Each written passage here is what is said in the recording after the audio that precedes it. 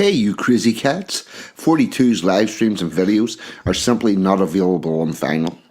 You will have to go to the YouTubes for that. So if you want content about British traditions and culture, cutting edge social commentary from an unapologetically patriotic perspective, along with a side order of madness you simply will not find anywhere else, then this is the place for you. And to all those early adapters in the chat, don't forget to hit the notification bell. That's how you get the good stuff and make sure you never miss a tasty treat. So with that being said and done, squeeze yourself in. Let's get into it. You know you want to.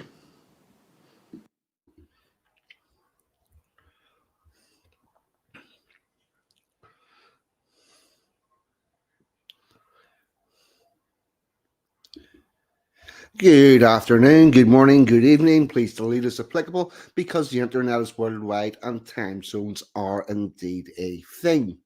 Now, can I get a wee audio check in the chat? And I'll say a couple of hellos. And Sally's in first in. Oh, no, Sanson was in before him, but he's saying he's not there. Streaky Bacon's in. What about you, chum? Burn the Brunt, good to see you. 77 Brigade. We'll be safe. 77 Brigade are all over us. Anglo-Saxon, evening, brother. Pack is in. Matt Hancock, what about you? October, good evening, brother. The wonderful and incredibly patient with her partner, Emma G. Yes, and as you can see, I'm home also. Packer, what about you, Sean? Oh, Don Browning, 1 second. That's it. I've had a cough and fit already, so yeah, it's going to be good. Rory Herbert, what about you, Sean? Tricky Woo. Hashtag, what about you, Sean? October, did say hello October.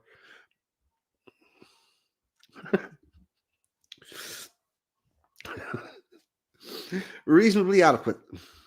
Should pass muster. No, is lower anything. If it is, I can actually up that a little bit. Let's see. Oh, I could also, yeah, move the mic so as it's pointing a little bit more towards me. I'm all a bit disorganized just at the minute. Yeah. Sansom.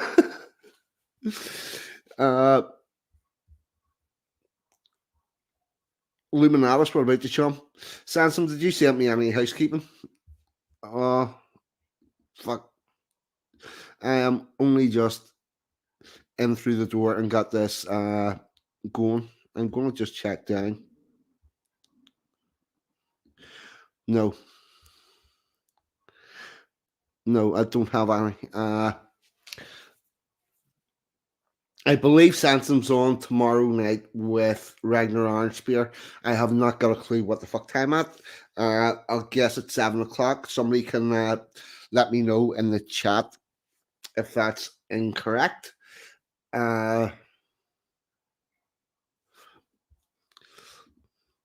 42 has had quite the evening. Here, Sansom, no worries. No worries. We'll wing this. It's the same every week.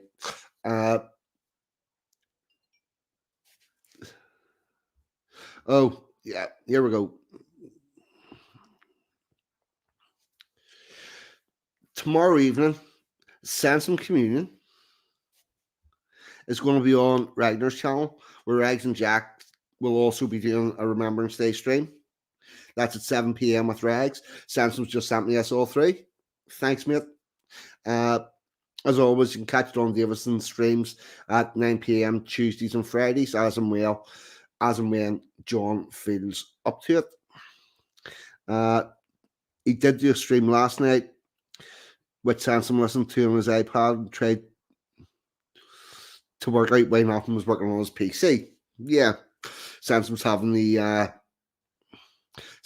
computer troubles. Not quite as bad as having front door troubles, which is what I had this evening. Uh, I will tell you all about that momentarily.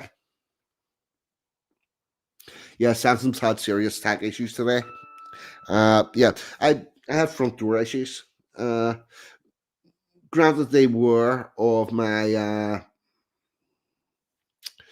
own making, but we'll get there. And the other thing people, sure want to give a shout out to, as always, is the Dave Waffle House. If you want something nice, calm, relaxing, to chill out with a good bunch of people, friendly chat, Dave's Waffle House every night, 8 o'clock. That's the place for that because it's good. And have I anything else to tell you? Mr. Waffle House. He was in there looking.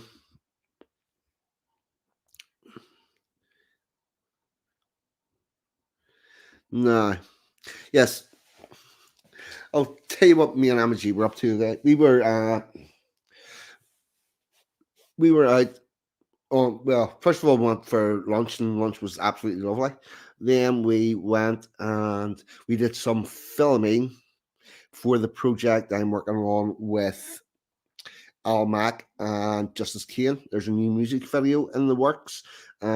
We are very close to having that completed. Emma G. Good job, it didn't have backdoor troubles at the same time. Yeah. And then we went and we did some filming for the video, and it all went very well. We were going swimmingly until we got back to my flat, and I couldn't find my keys. So yeah, I was like, I buzzed up the person that lives in the floor above me, and he let us into the building. I went up, I checked the door. No, I haven't left them on the inside of the house. The door was indeed locked, and I did what I thought was the obvious thing to do, which was kick the fucking door. Right? And then went back outside and had a think about it, and thought, I know, I can get one of my windows open. And I live in a second story flat, went across the road, borrowed a set of ladders, which weren't actually tall enough. So got them on top of a bin. This is why women live longer. Climbed up the ladder. Amaji was holding the ladders at the bottom, was all secure. And realized that the window only opened a little bit, and then there's a latch you need to press on the inside, which you can't access from the outside.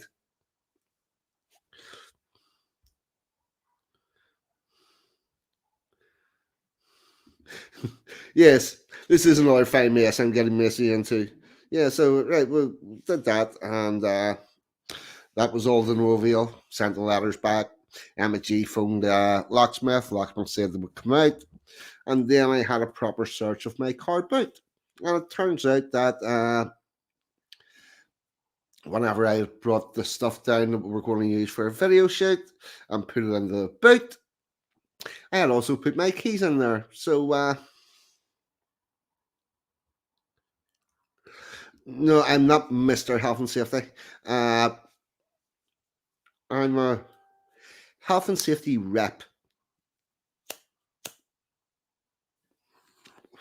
My concern is making sure that the boss gives people the correct equipment. Yeah, no, probably not the best idea. Right, so, right, and latch, latches are always latches are always a cunt. Right, so yeah, so found the key, went up the house, went back in, and got to the front door. And well, wouldn't you know, because I had kicked the fucking door, the lock was broke. So then I had to get a locksmith out, and the locksmith came out, and he gained us entry and changed the lock because the lock was fucked. And I then paid the locksmith out of my jar of £2 coins, so he went away with a lot of £2 coins. But on the plus side, I do have this jar of £2 coins for whenever emergencies happen, and so that's what happened. And then I got access, but so there you go. It was quite the eventful evening, but I will show you this.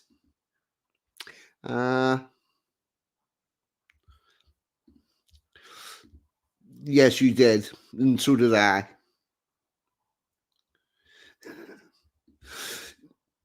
Yeah, I could have done with a lockpicking legend. That might have helped. Funny to mention that. I had a set of lockpicks in the car, but the lock to my flat was a mortise lock, and I had no knowledge of how to pick a mortise lock.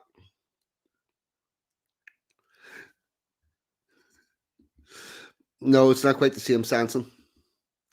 But yeah, but I will show you some of the.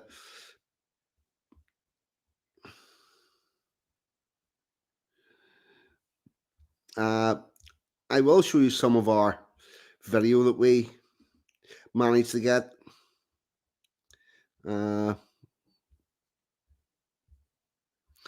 This is footage that's going to be going into the video. So here we go. Present this. Share screen.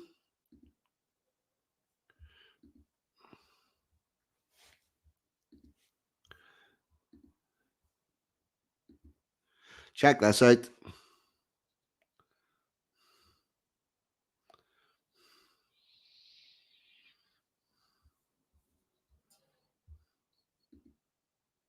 Oh, no. That's not. That's something totally different.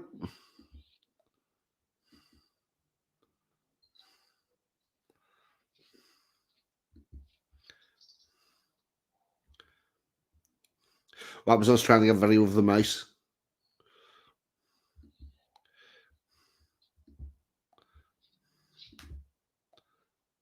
Yep. There we go. We'll let this one play a couple of times.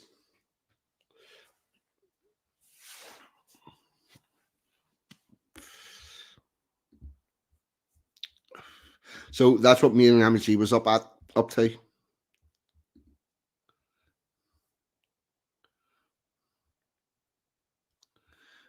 Stop screen.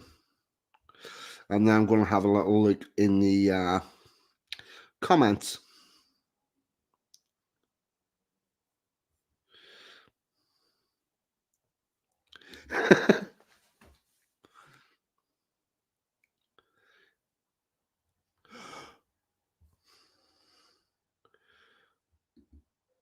The other video's not playing. Right, hold on. Let's see.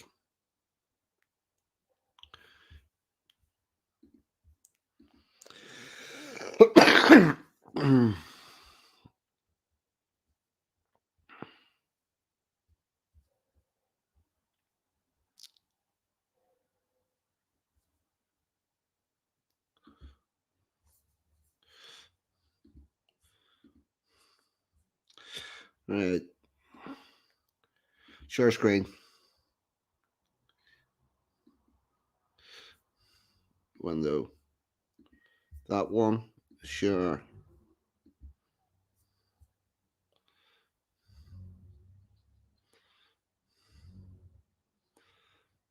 Can you see that?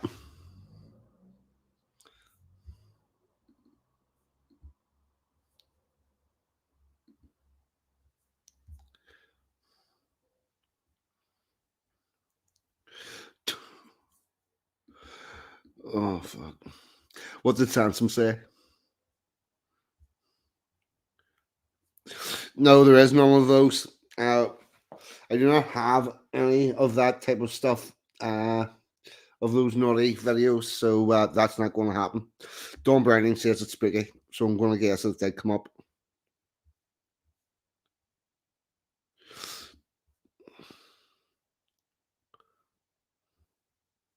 sort of all playing at the same time.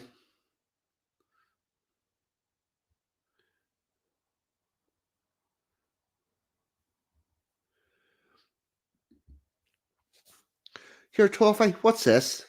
That 1,500 people have already seen.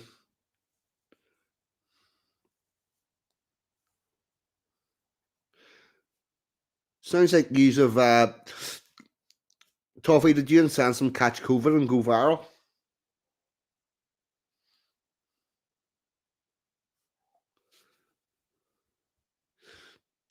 Oh, no.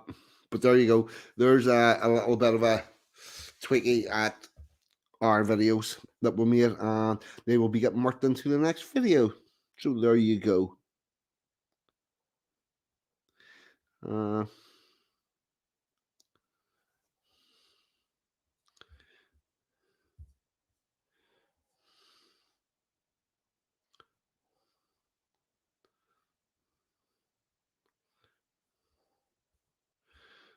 right. Let's see. Is there anything else? Right.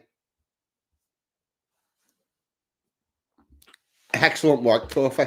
Excellent work. Right. How tonight's going to work?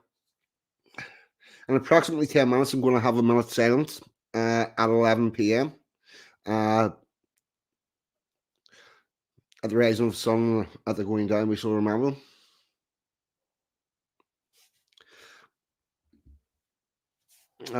Right. I'm not going to talk too much about that. I might say a little bit about it. I honestly don't know. Uh, so, apart from that, I'm going to talk about. I'm going to do a minute silence at 11. Now, for me, that means I'm going to be muting my mic. Then I'm going to play a last post. For you people, I'm going to ask you not to type during that moment. And we can do this digitally. The other thing I'm going to do after that has happened,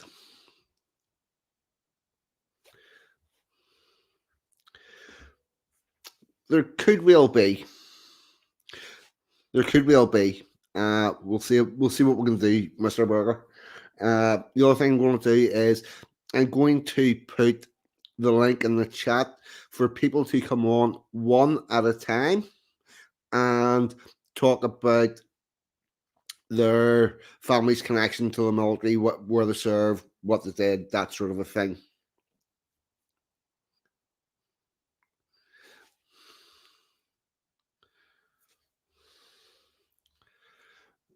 Uh, yeah, so there will be like a one at a time thing. Uh, then what else am I going to do? I'm going to read some of my war poems, play some of my war poems that I've got on video, and that's pretty much it. I may talk a little bit about uh, the fact. I am going to talk a little bit about the fact that we now need to have police guards on our war memorials because that's how much the country has improved. Uh, Eva Mucker at National Housing Party UK press office. Glad to see you. I didn't get a chance to say hello yet. Uh, yeah. I would hope Rory would come on again. Rory, whenever I put the link in, do you want to jump on? Which will be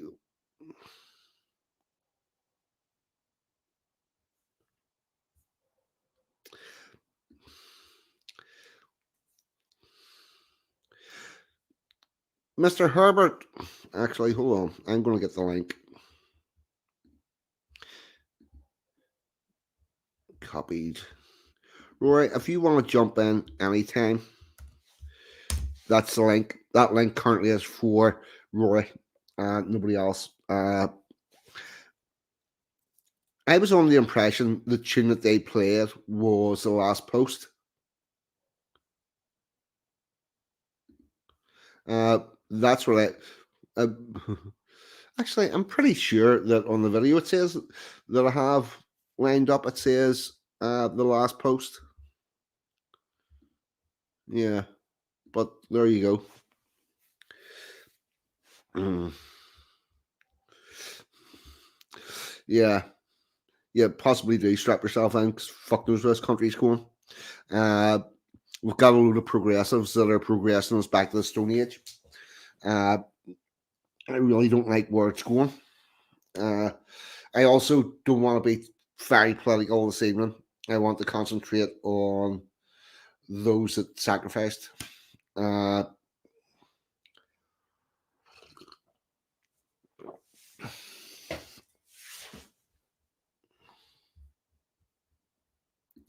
the last post, the intro tune. Mr. Herbert, what about you, sir? Hello, that's what I just want popping on very quickly. I don't want to interrupt your stream at this moment at an important time, but yeah, if you look through it, the Reveille is where they end the 2 minute silence, and it's an awakening. But the last post is what they do before it begins. Right, so you're telling me I need another video? No, not at all. No, I'm sure it'll be right. Right, okay, because what I've got lined up is the last post, and it's done Yeah, by an Australian guy. that's why you It's should just play it. right. No, that's what they play on the bugles Yep. at the beginning of the 2 minute silence. Right. And then the first minute silence is for those who died. This second minute silence, as I understand it, is for those who survived. And therefore the Reveille, which is the tune that the army plays in the morning on their bugles to wake everybody Yep. up. Yes. That's like yes, we start again. I have heard that tune played very early in the morning on bagpipes. Oh, well, yes, Yeah, on many occasions. Well, actually, good. not as many occasions as I should have, because I did have the ability to sleep through that shit.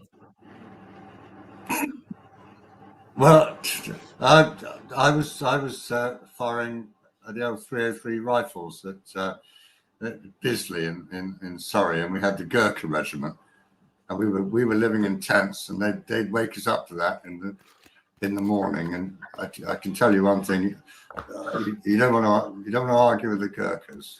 No, that's a really bad idea.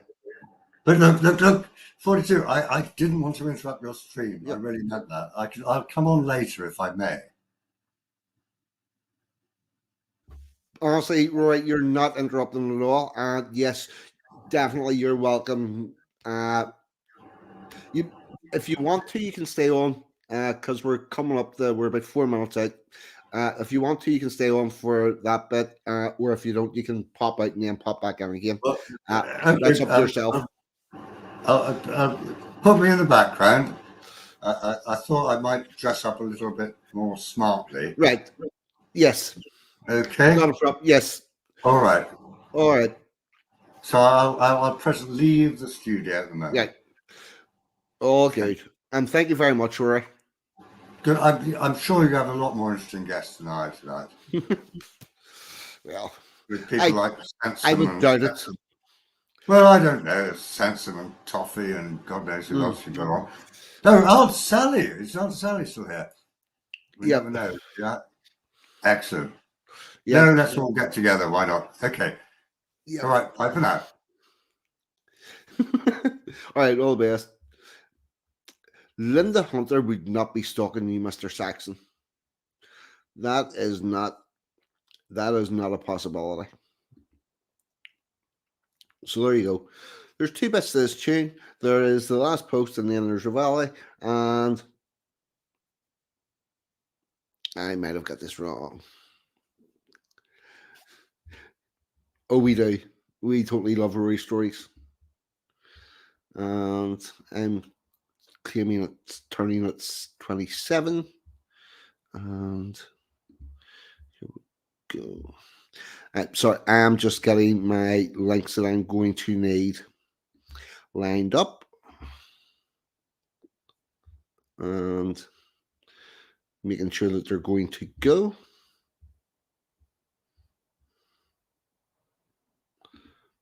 And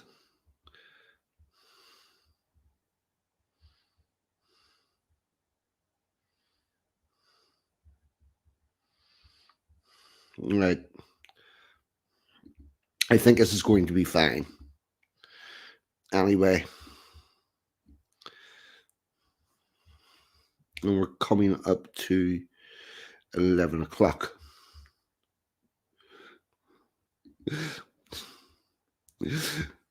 Should have had a segment called Rory's Stories. I actually have, very little planned and organised for tonight.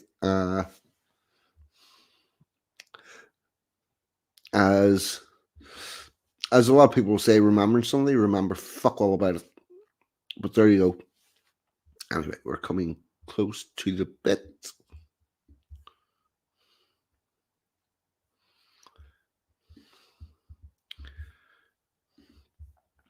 Apologies if my timing is a few seconds out, but we're pretty much getting ready to go.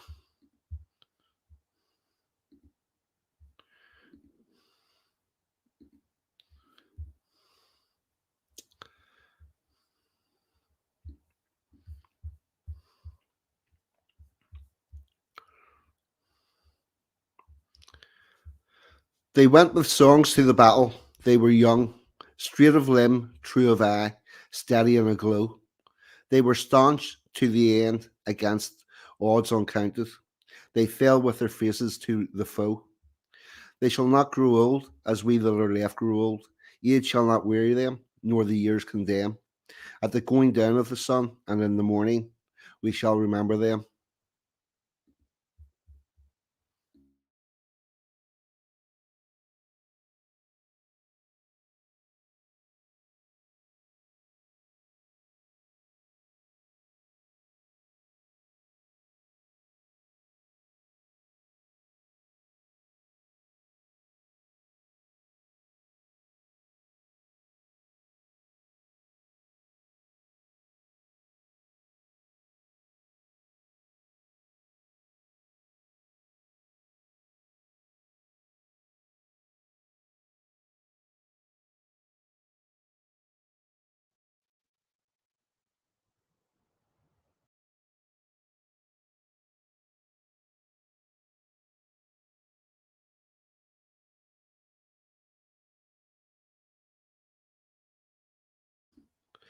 All right, and we're back. Now I'm just getting the next video up. And yes, I do have a tune that I should have had off that, but I don't. So yeah, I did my best, people. My computer is being very slow.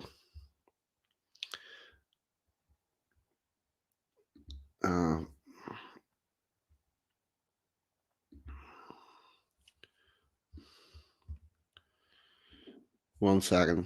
Just get this.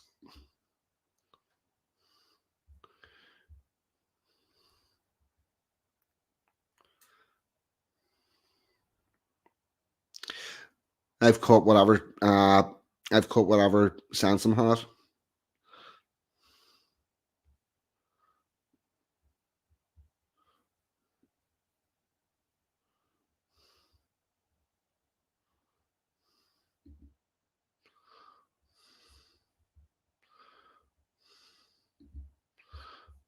Right, here we go.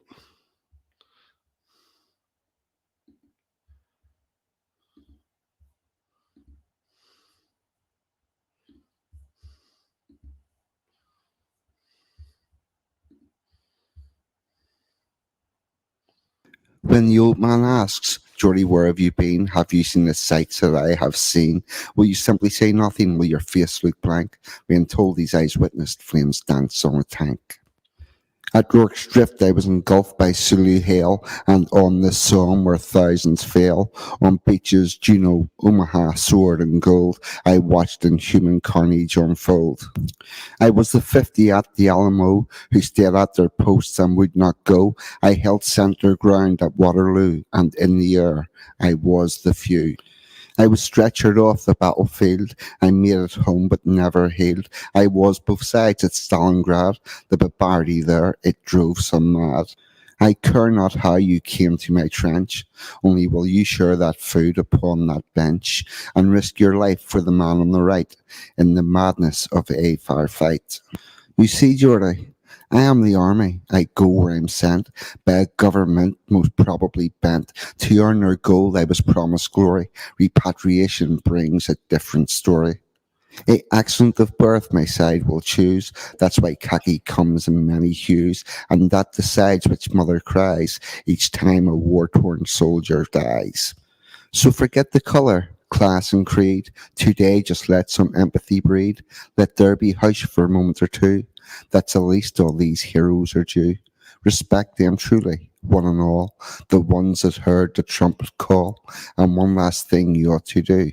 That's thank your God I did not call you.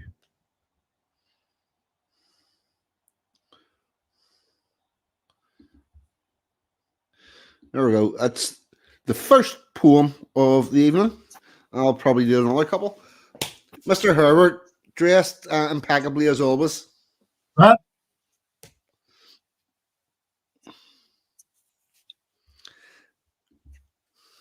How's yourself? Oh, I'm well. Streaky Bacon was just saying in the chat he would like to come on. Yes, Streaky, saying that your devices aren't connected. Oh, hold on. You got it sorted.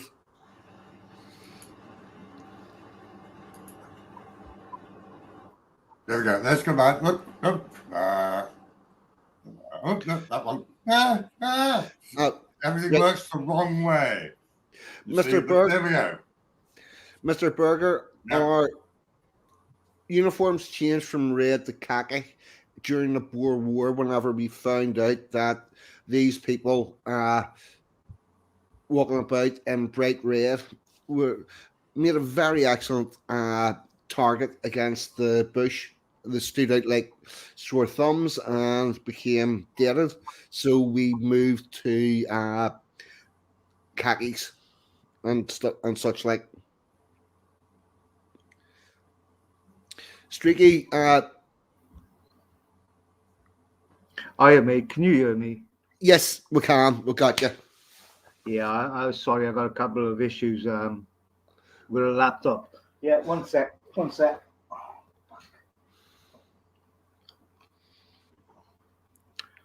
Is that better? I don't know. No, Yeah. Yeah. All right, Rory, and all right, 42. Yeah, nice one doing the stream tonight, mate. That's a nice touch, 42. yeah, I always like to try to do something for Remembrance Day with anytime I was ever doing social media, I always tried to do something for it. And now, this is what I do now, the show on a Saturday night. So it was a no brainer. That's what I wanted to do. Yeah. How's yourself? Yeah, I'm okay, mate. So yeah. What it was. My grandfather was in the army, but he was in India, and well, when we was young, it was my old man's father, and fucking you couldn't talk about it. Like all you knew was he died when he was young. And and my old man didn't speak about it. But what happened? He came out of the army, right? And then he just fucking must have been stuff he'd seen and everything, and he hit the drink really fucking bad. He thought he was fucking half cabbaged, with drink, and in the end, my old man had to shave him. My old man was only a teenager himself, but so I, because nobody ever spoke about it. I didn't know until it was, let me see, about 10 years ago, and then I asked my nan because she'd married again since.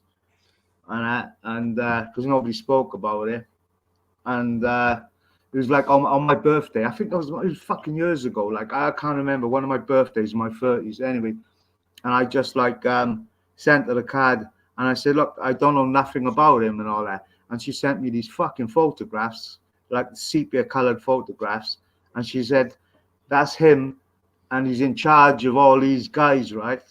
and there was fucking hundreds of these guys, like Sikhs, yeah.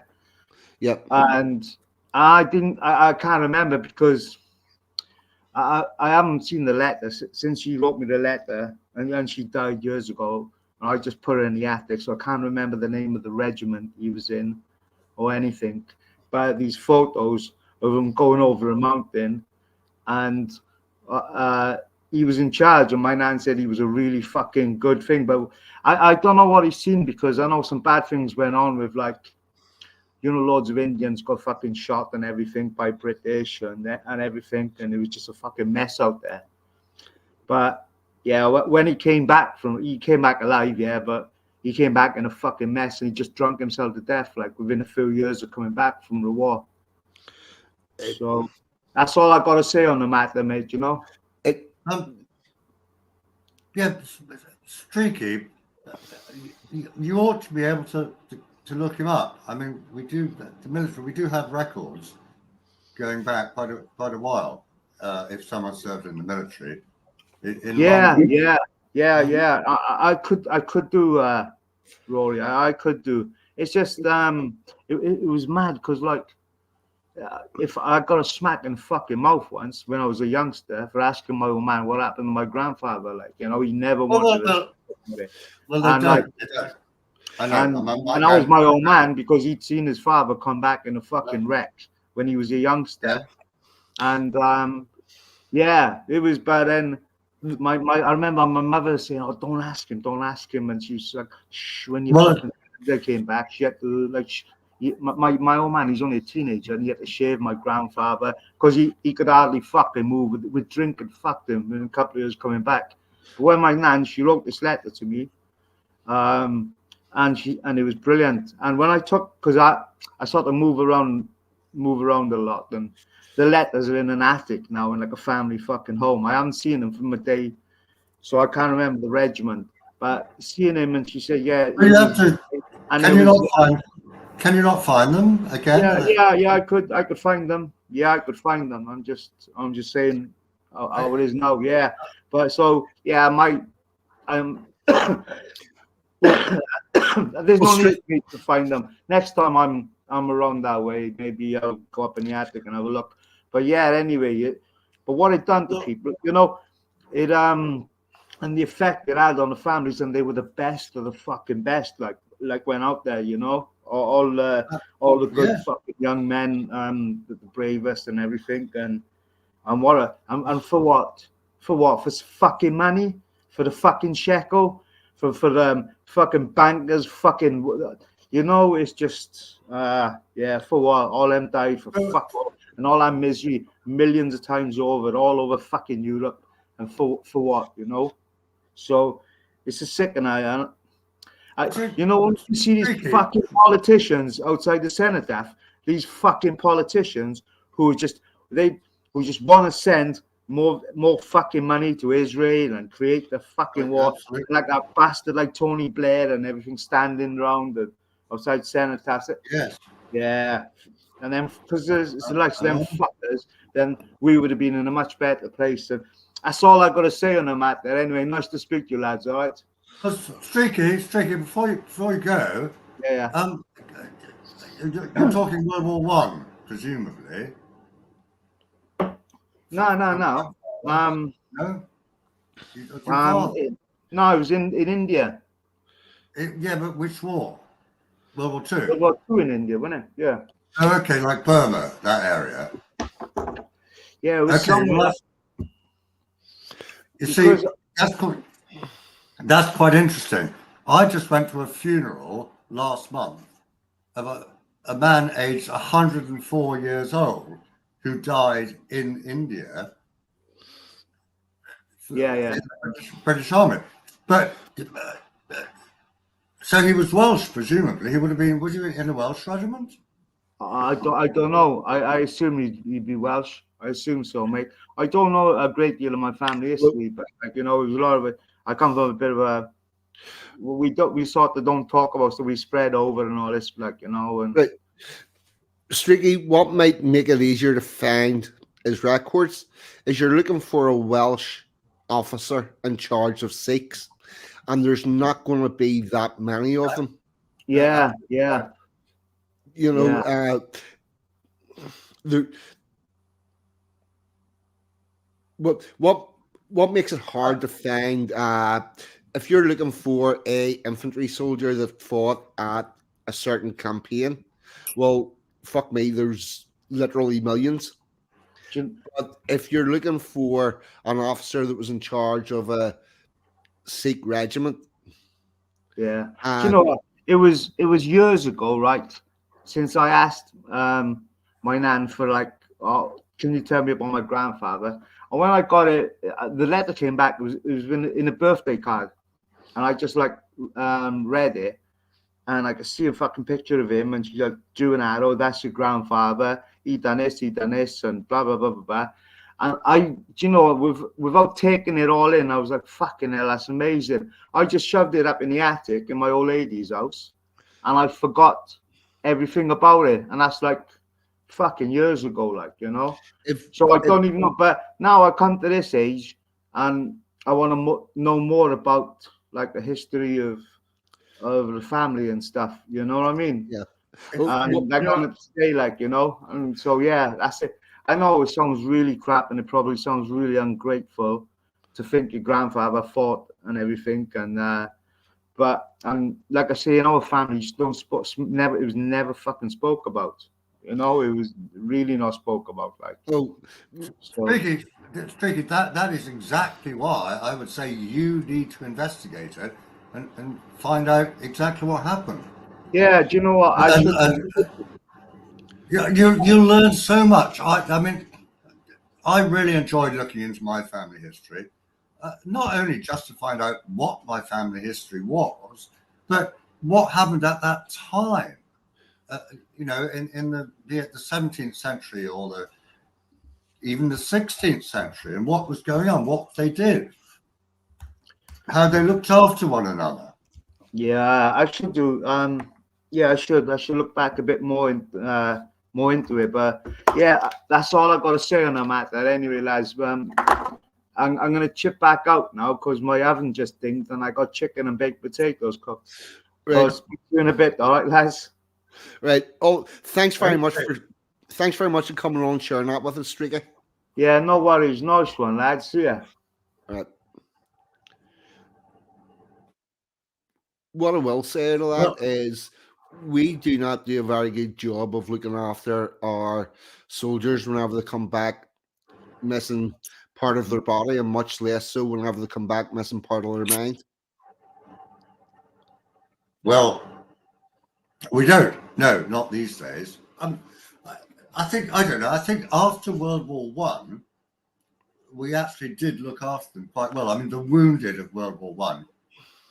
You and I know 42. Yeah. Both our grandfathers were wounded, and the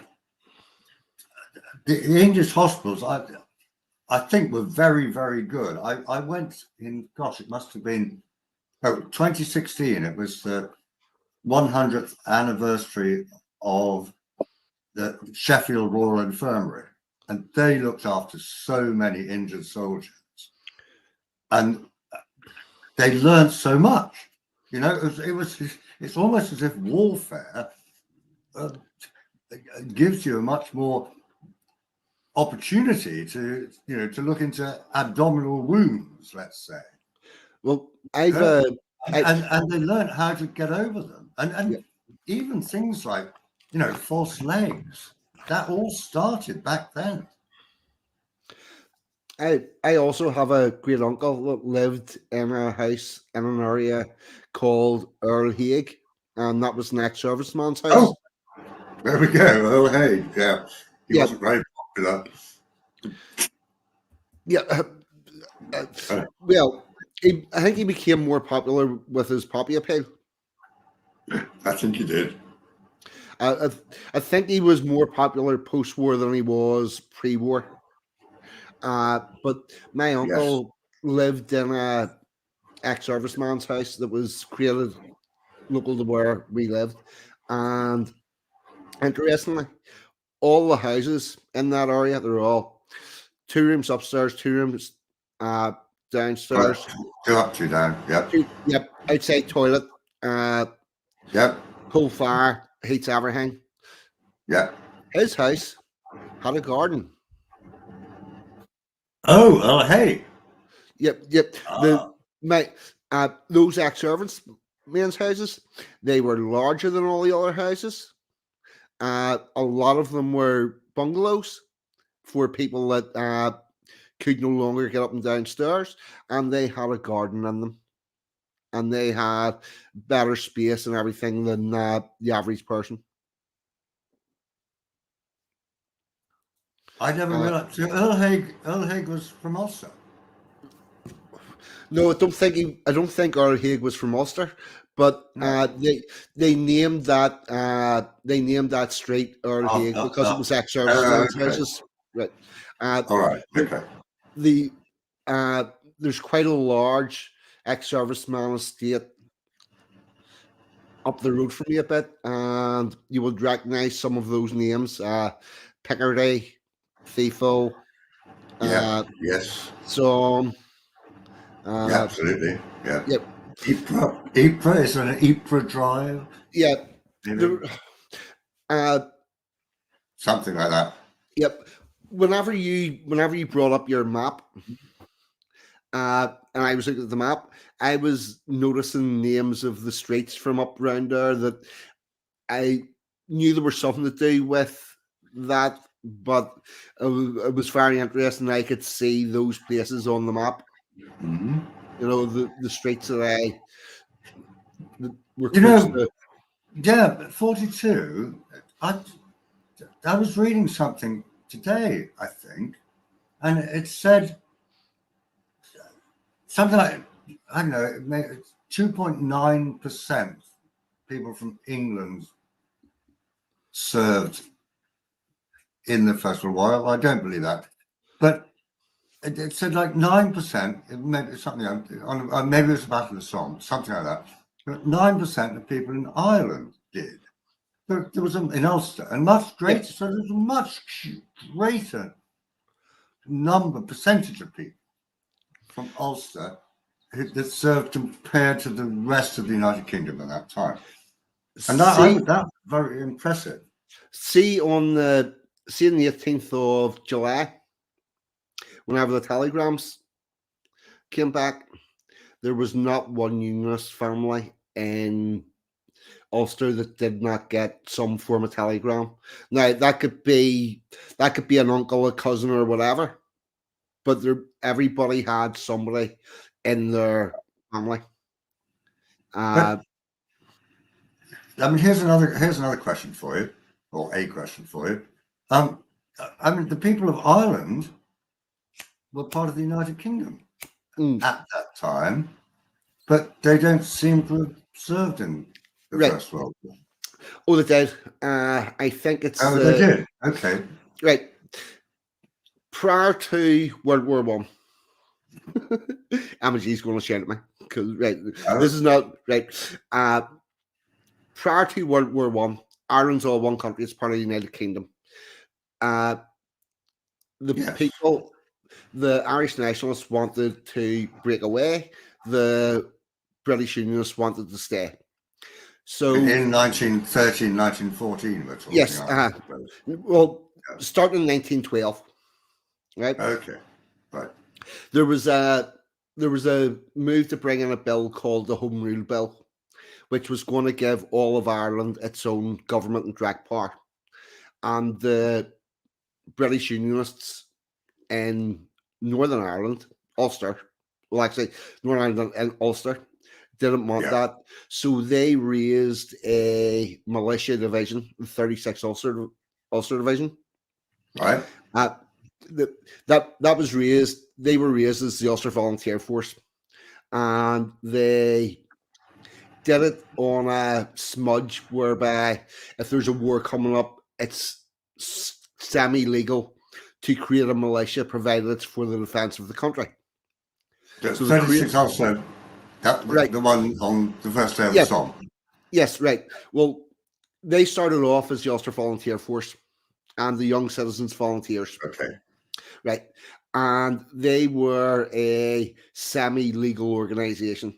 All these people joined, and they got weapons brought in from Germany on a ship called the Clyde Valley, and they armed themselves. And basically, they said, "If you bring in this home rule bill, we'll fight whoever it is comes here to try and impose it." Right, so that's what it was for. And they did a deal with the British government. The British government says, if you take your division and send it over to France, integrated in the British Army, we will guarantee that it also remains part of Britain, the United Kingdom. Now, interestingly, the people But of that didn't Ireland, happen. right? Right. Well, Yeah. we lost 3 counties. Right. Okay. Right, so Northern Ireland was formed after the war. They sort of lived up to it, right? And we're still part of Great Britain and Northern Ireland. The people in Ireland that wanted to break away, they raised a division called, I think it was the 18th Irish Division. I'm not 100% sure. And they raised their division to fight anybody that was going to stop them being devolved. And the British government done the same deal with them, and they said, if you integrate your Irish division into the British Army, send them off to France, we'll guarantee that you will be devolved and have the home rule. In Yeah.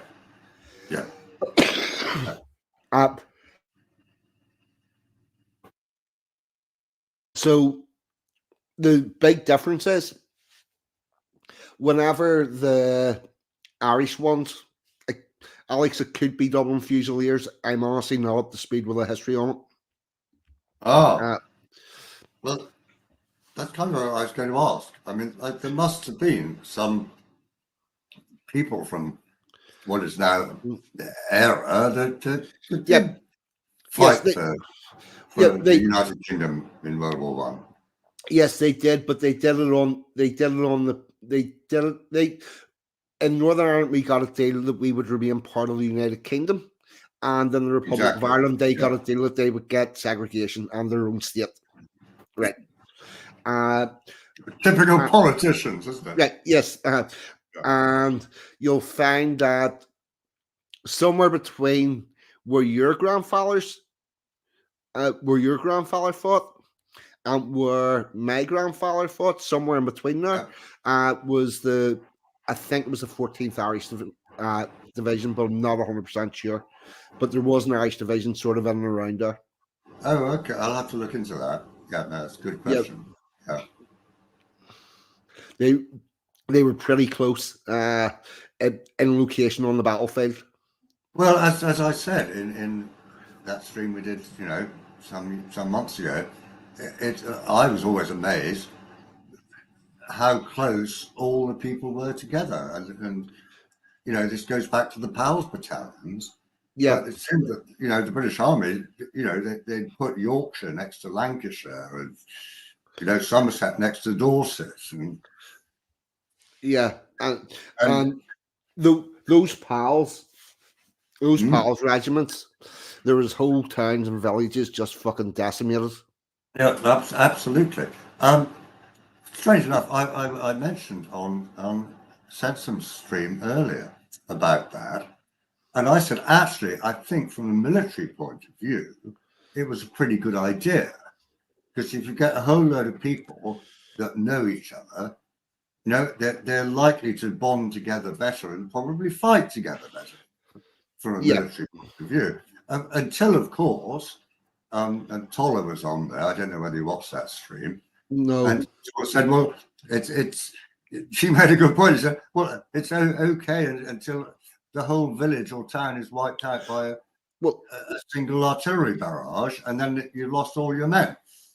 Well, the other thing is, prior to World War One was when war became industrial. Exactly.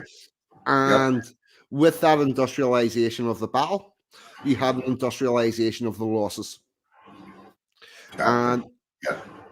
but that industrialization and the great losses is why you and I have a vote. That's why we, that's right. Yes. right. Okay. Is it? Yes. It totally is. Representation of Peoples Act 1921. All right. Right. Shall I take your word for that? Right. Why don't we have proportional representation? I'm just having a go at you. Right. Yeah. It's all right. Well, I know you're right. No, I'm picking an argument. No. Proportional representation has its. It depends which form you get. If you get what we were sold in Northern Ireland as proportional representation and that single transferable vote, it is an absolute bollocks. It's you really do not want that electoral system. But we had a referendum on it, didn't we? What? Do you remember the referendum? We had a referendum about on proportional representation, and we turned it down. I can't remember the year, many years ago. I think maybe it never went through, but there was talk about it. It was so complicated. This is the problem, you see. Oh, well, proportional representation can be so complicated because there's so many different versions of it and how it will work. If we there's only one version of proportional representation. Well, no, there isn't. Oh no. The rest of them are not proportional representation. They're sold as proportional representation, but they're not. Proportional representation works in one and only one way. Each party has their party name on the ballot and nothing else, and everybody votes. Yeah, but that's wrong, in my opinion. Why? You need a name on because you need a name. Oh no, right. So Party A will have the names of Joe Bloggs, Billy Smith, William Walter, whatever, blah, blah, blah, and they'll have them in order. And if they get one seat, it'll be the first person that they put on. If they get 2 seats, it'll be the first 2. If they get 3 seats, it'll be the first 3 names, right? But you're voting for that party, not the individual name. Now, what we have in Northern Ireland is a thing called a single transferable vote, which creates zombie votes going through the system and actually makes the people on the ballot, people that are ballot counting, make a choice and a decision, which they should never ever do. Because what happens is they set a limit of you get this amount of votes. And if you don't get that amount of votes, that vote goes back into the mix for the second candidate. No. Exactly, Fortune. That's why I was saying nobody understood how it worked. Oh, that's because they're trying to give you a single transferable vote and call it proportional representation, but it's not. Right. Okay. 42. Sorry. With good reference. We are talking about our Mr. Stay today, so maybe we shouldn't get too political. Right. Well, we can talk about the fact that we do vote. Prior to World War I, people got granted the right to vote based on how much land they owned. And if you didn't own enough land, you didn't get a vote. It was as simple as that. 1921, the Representation of Peoples Act comes along.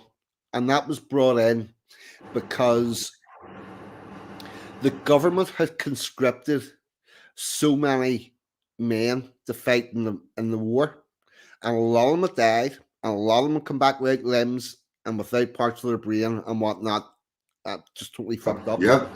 And there was a decision made that where a government was able to conscript the populace to fight their war, that populace had to have the right had to have the ability to elect that government.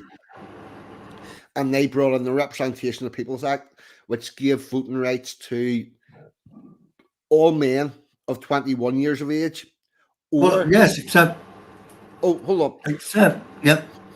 or 18 to 21 if they had served in if they had participated in active service. Right, we're going back to. That's interesting. I mean, Yep. going back to World War One, Mhm. my great uncle served on HMS Tiger, and he was 17, 18 at the time. Yep. He wasn't allowed to. He wasn't allowed to vote. He wasn't 1921 after the Representation of Peoples Act. We got the votes at the end of the war, not before it. Okay, this was a Battle of Right. Jutland. Yeah. Right. Yep. So 1916. because of what happened during that war, it was decided that they had to give the men that could possibly be conscripted into another war input into forming that government. So that's why we got voting rights. And the men. Here's where it gets interesting. The women came later. Men and women got the right to vote in the exact same bill. What? Men and women got the right to vote in the same bill. What, even the suffragettes? The suffragettes turned down the voting. Whenever they went to the suffragettes and told them, we're going to give men the right to vote, we're going to give women the right to vote, they went, fuck away off. We want nothing to do with that, because that's linked to conscription. Once they got the agreement that women could not be conscripted to medical treatment, or couldn't be conscripted to give medical aid, couldn't be conscripted to factories, that was all going to be a man's thing, they agreed to accept the vote. So 1921 Representation of People Act gave voting rights to all men of 21 years of age and older, or 18 to 21 if they had served in active service, because nobody had served was denied a vote in 1921. Well, but you know what? Hold on. Let me finish. Yeah. All right. All women of 30 years and older. And the reason for the disparity in the age between men and women was because women were like 80% of the population, because so many men had died during the war. And the age for women reduced as the split between the population of males and females disappeared. So within like about 10 years, it was men and women of 21 years of age, and then it went down to 18. And I think it's now currently at 16 in a lot of places, and they're trying to get it to 14. But Scotland are trying to do that, aren't they? Yeah, they are. But men and women got the right to vote in the exact same bill, and the reason was because of the bloodshed and sacrifice in the First World War of the men. I would agree with what they did. I think 21-year-old for men, 18 years if you've served in the military, and 30-year-old for women. That's very sensible to me as a nationalist. And personally speaking, if I had the choice of deciding, Emma G is going to shoot me. I know. No, she's not. Emma G's fine. Burn the Brunt, thank you very much. Personally speaking, if I had to decide on voting rights now, I would have a very simple question. Do you pay tax? Good point. And anybody that does not pay tax would not be allowed to vote, because the reason why we vote is to decide how our money is spent, and people should not be given the ability to vote themselves in free money. Well, this goes back to what you were saying earlier about you could only vote if you were a landlord. Yep. You had to own assets in order Yep. to vote. But and I think that's not that different from paying taxes, because that is an asset that you give to the government. But it was a lot harder to be a landowner than it is to be of a paying taxes. I mean, you just need to have an ordinary working class job. That's it. Yeah, but I think the principle remains the same, 42. Yep. If you pay into the government, give your assets, your money to the government, which you do when you pay taxes, then yes, you should have the right to vote. And I'd agree with you. If you don't, if you're not willing to contribute anything and just live off the state and on benefits, why should you have the right to vote? Yeah. Sorry, we're getting too political here. Sorry. Yeah, we are. Let's get back to Armistice Day. Yeah. Someone else has to come on the stream. Yeah. Come on. There's got to be someone else in the chat. Yeah. Anybody else that wants to come on and talk about their relatives. Yeah, the relatives that served. Please come in, and we'll have a chat. The other thing that did you hear about what's going on currently in Rochdale? No, I haven't. Oh, right. I'll get this. No. Well, all right. Bring up Rochdale is that Yorkshire? Rochdale? Yeah, Rochdale is it's northern England. Right. Sure. Bring that up. Yeah. Put something on. 42, and we can just discuss it. All right. Police guard war memorials in Rochdale after it was daubed with Free Palestine graffiti. And there's a picture of it with what's left of a war memorial is being guarded by police after protesters dubbed it with Free Palestine graffiti. Greater Manchester Police said the cenotaph was vandalised in Rochdale just after 1600 GMT. I don't have the date for it, but it was last week.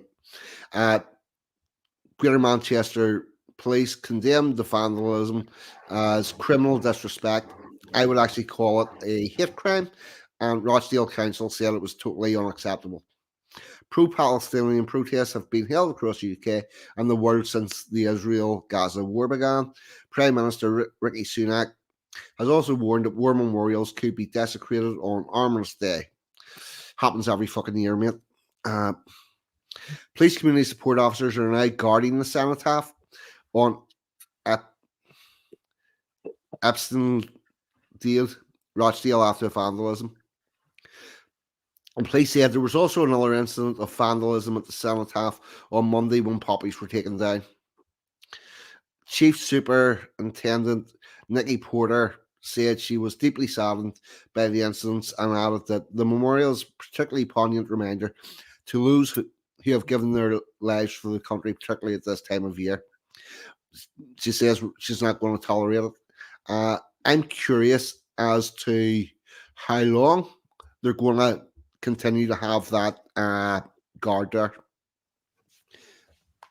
Mr. McGinnis, what about you, chum? Hello there, am I on the screen? Yes, you are. All right. Hello, everybody. We will remember them. Mr. McGinnis, what about you, chum? Hello there, am I on the... Yes, you are.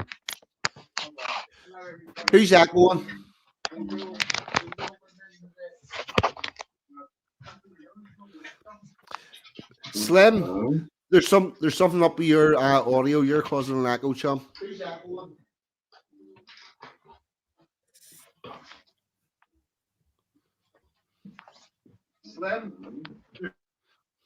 Slim, do you have headphones?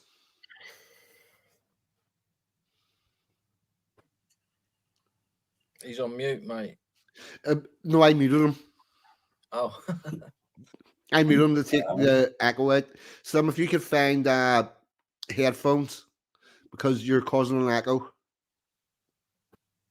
All right. Is it salted, is it? That seems to be it. Right, Pat. yes. Yes, so Where's your son? I'm from both sides of my family are military families. Very military. So my mum's side, her dad was from Dublin, and he had about 6 brothers, and they were all in the British Army and the Royal Navy. My granddad was in the Royal Navy. He was in the Merchant Navy as well. That's how we met my grandmother in Vancouver, Canada, who was English, originally from England.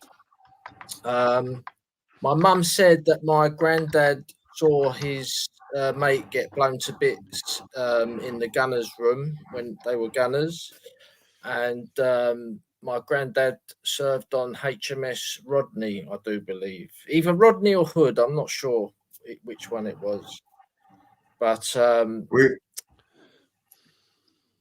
go on. I was just going to say we have something in common. That because I had relatives in World War One, in both the artillery and the Royal Navy. Right. Yeah. Well, this was World War Two, so. Oh, sorry. Right, missed that. Yeah. So that was my mum's side, and as I say, my granddad was from Dublin. He had about 6 brothers, and all the rest of his brothers were in the British Army. My dad is American.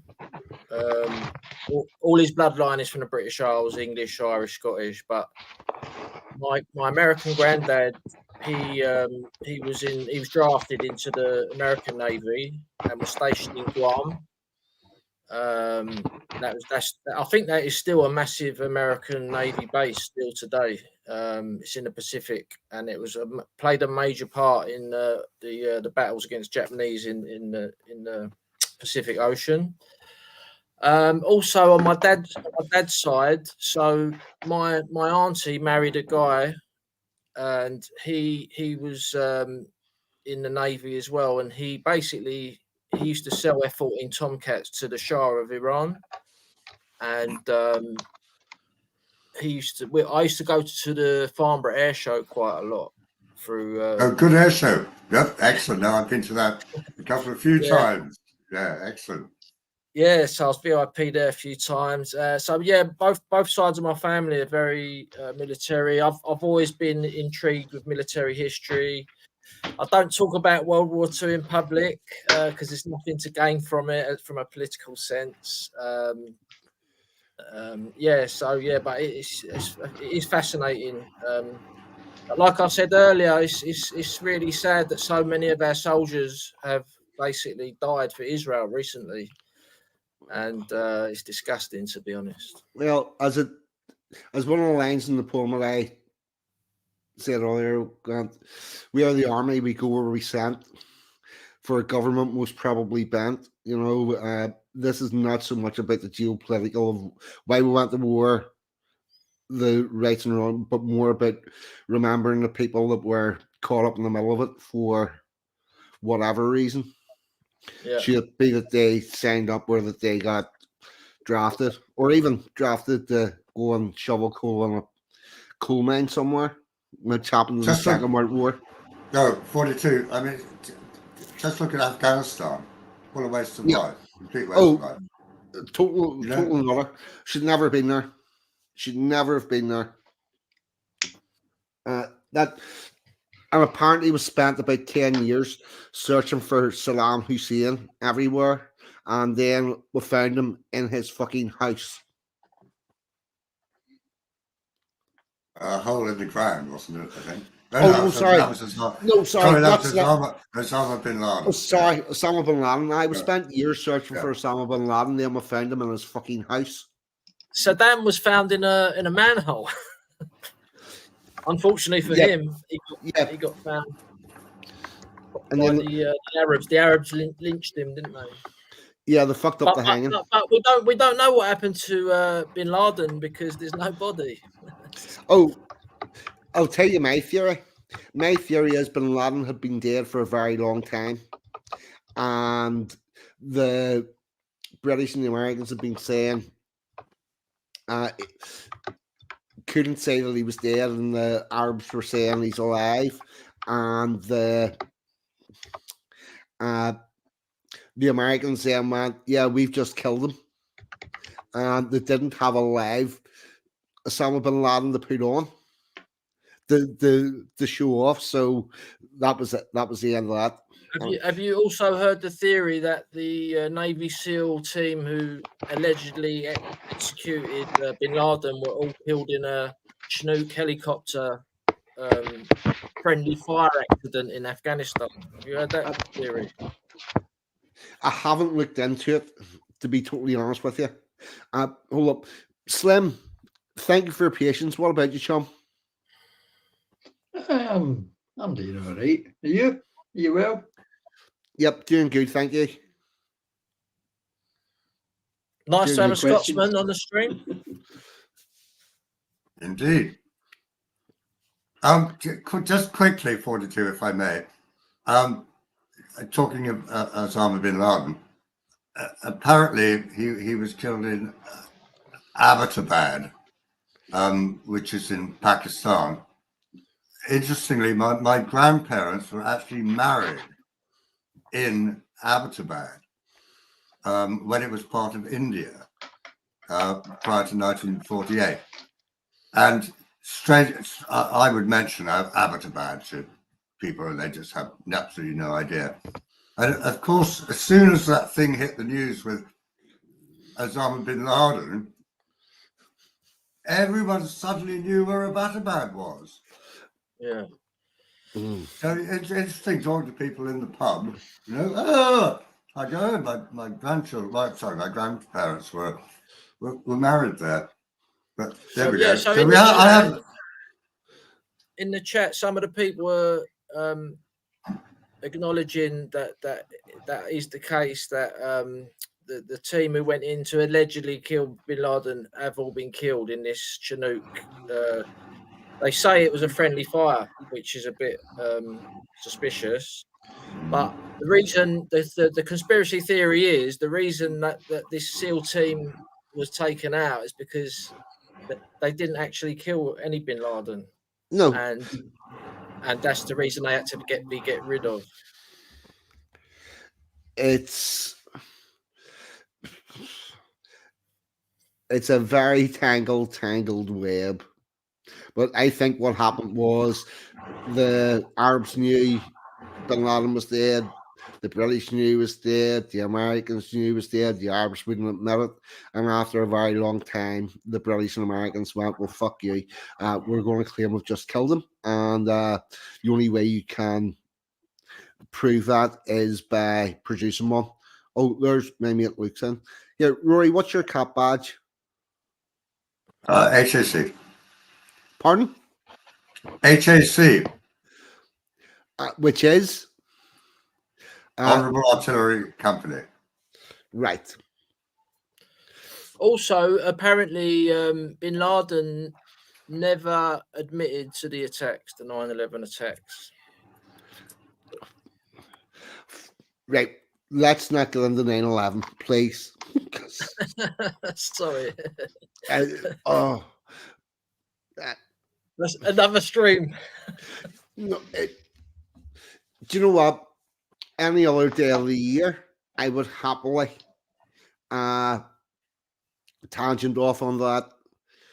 But I want to try to keep this about people that have served, people whose families have served, and a bit of about the humanity of their life and what we've lost. That's sort of the vibe I'm trying to go for. You know, I've got a good war story. Can I tell it? Yes.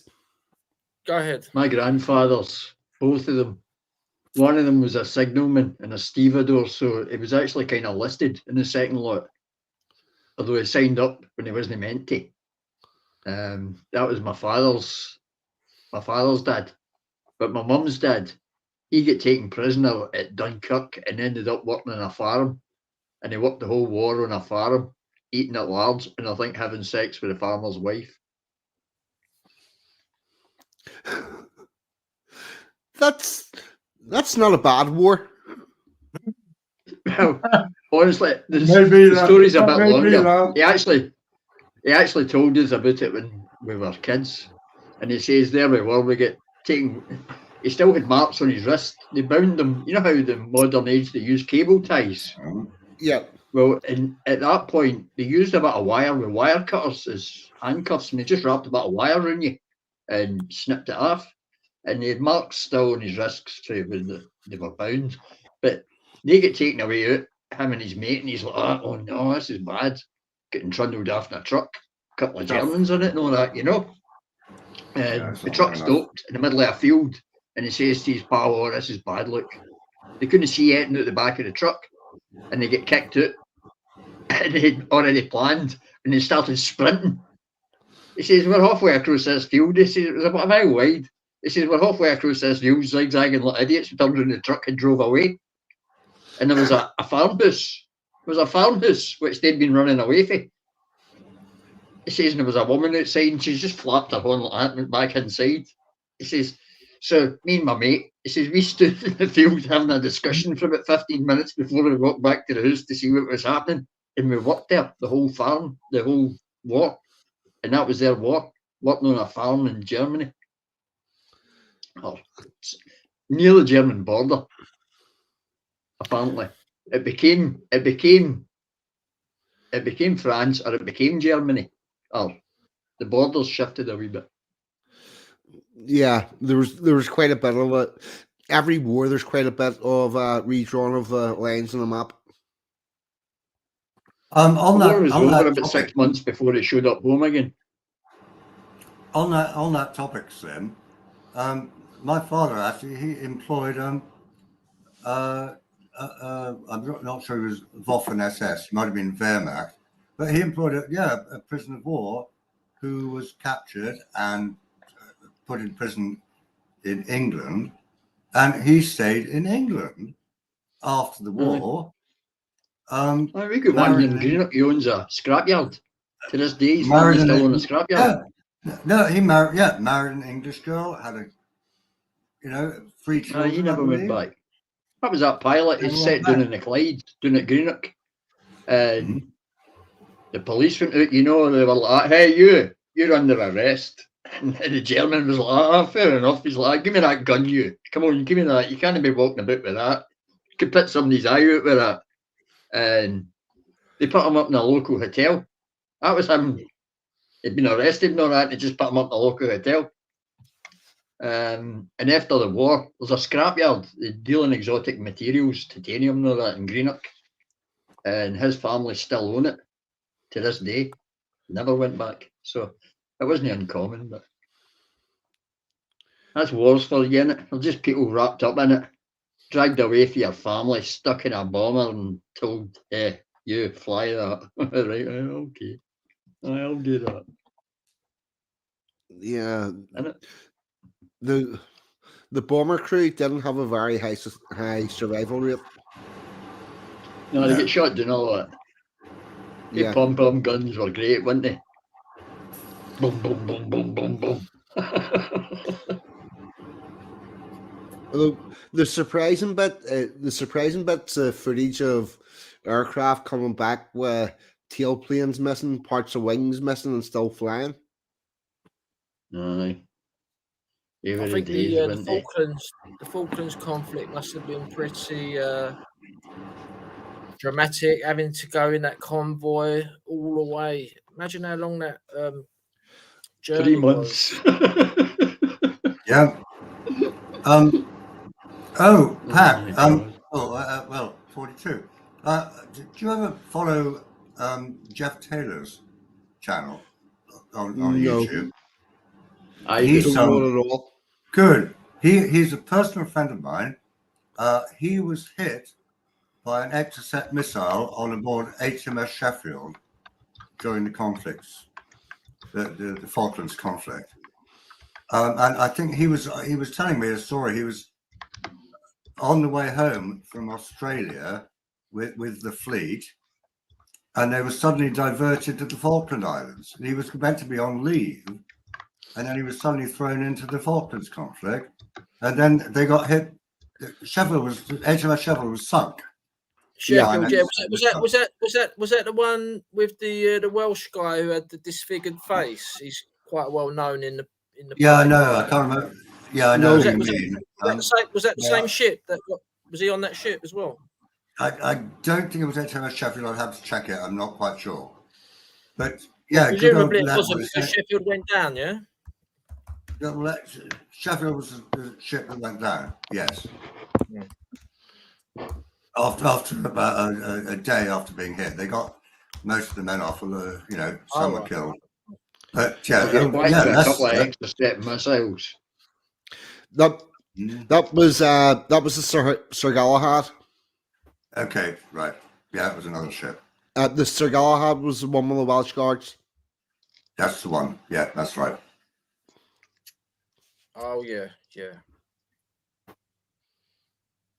That was a troop ship, I never wasn't it? That was What happened was they were offloading the Welsh Guards onto from Sir Galahad on the bay on the land, and it was taken away because they didn't want to move the men and the munitions in one and at the same time, because generally speaking you don't do that.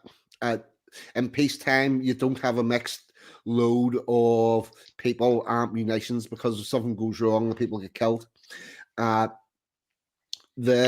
commando guy that was at the head of it, he was saying, no, just get these men off this ship, get them to shore as quick as you can, because this is a point where we're vulnerable. Nobody would listen to him. The higher ups said, no, we're doing it the way we do it. And then the ship got hit, and the soldiers were all below deck, and they couldn't get out, and that's how they all got burnt. That's why they say worse things happen at sea. Well, that's very true. Right, listen, lads, I'm going to have to go because I've got to get up for church in the morning. God bless you all, and thank you for your service, Rory. And I'll see you another time. Thank you very much for coming on, Pat. No worries. And God bless you. In the name of the Father and the Son and the Holy Spirit. Amen. Jesus Christ is King. Absolutely. Right. Charming fellow. I'm gonna stop my cam for a second for you two. I'm gonna find an old file, a family file, if I may. Yep. Please do.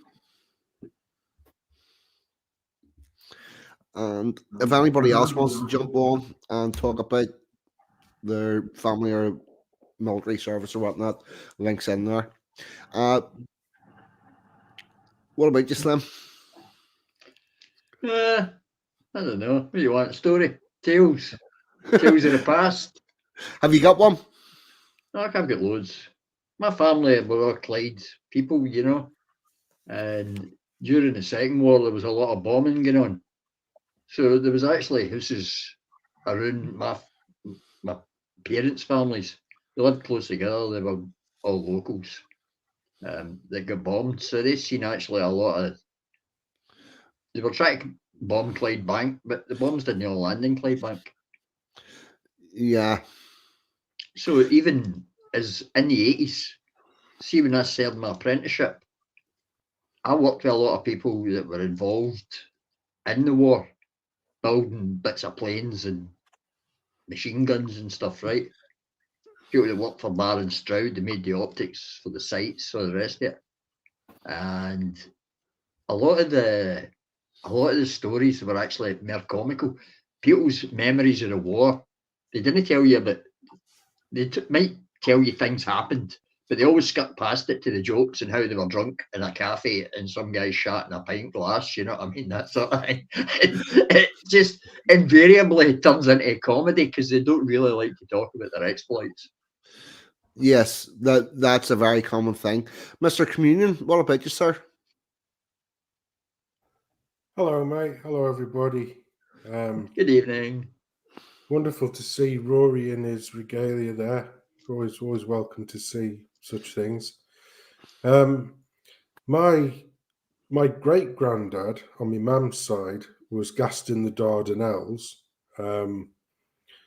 back in the day, and you know they said, "Oh, he won't survive. He won't survive." He survived to a decent age, in fairness, considering what he went through. He wasn't a greatly liked bloke, in fairness. Whenever they used to mention him, they used to say, when they used to mention his name, they used to stamp on the floor. Are you there? Are you listening?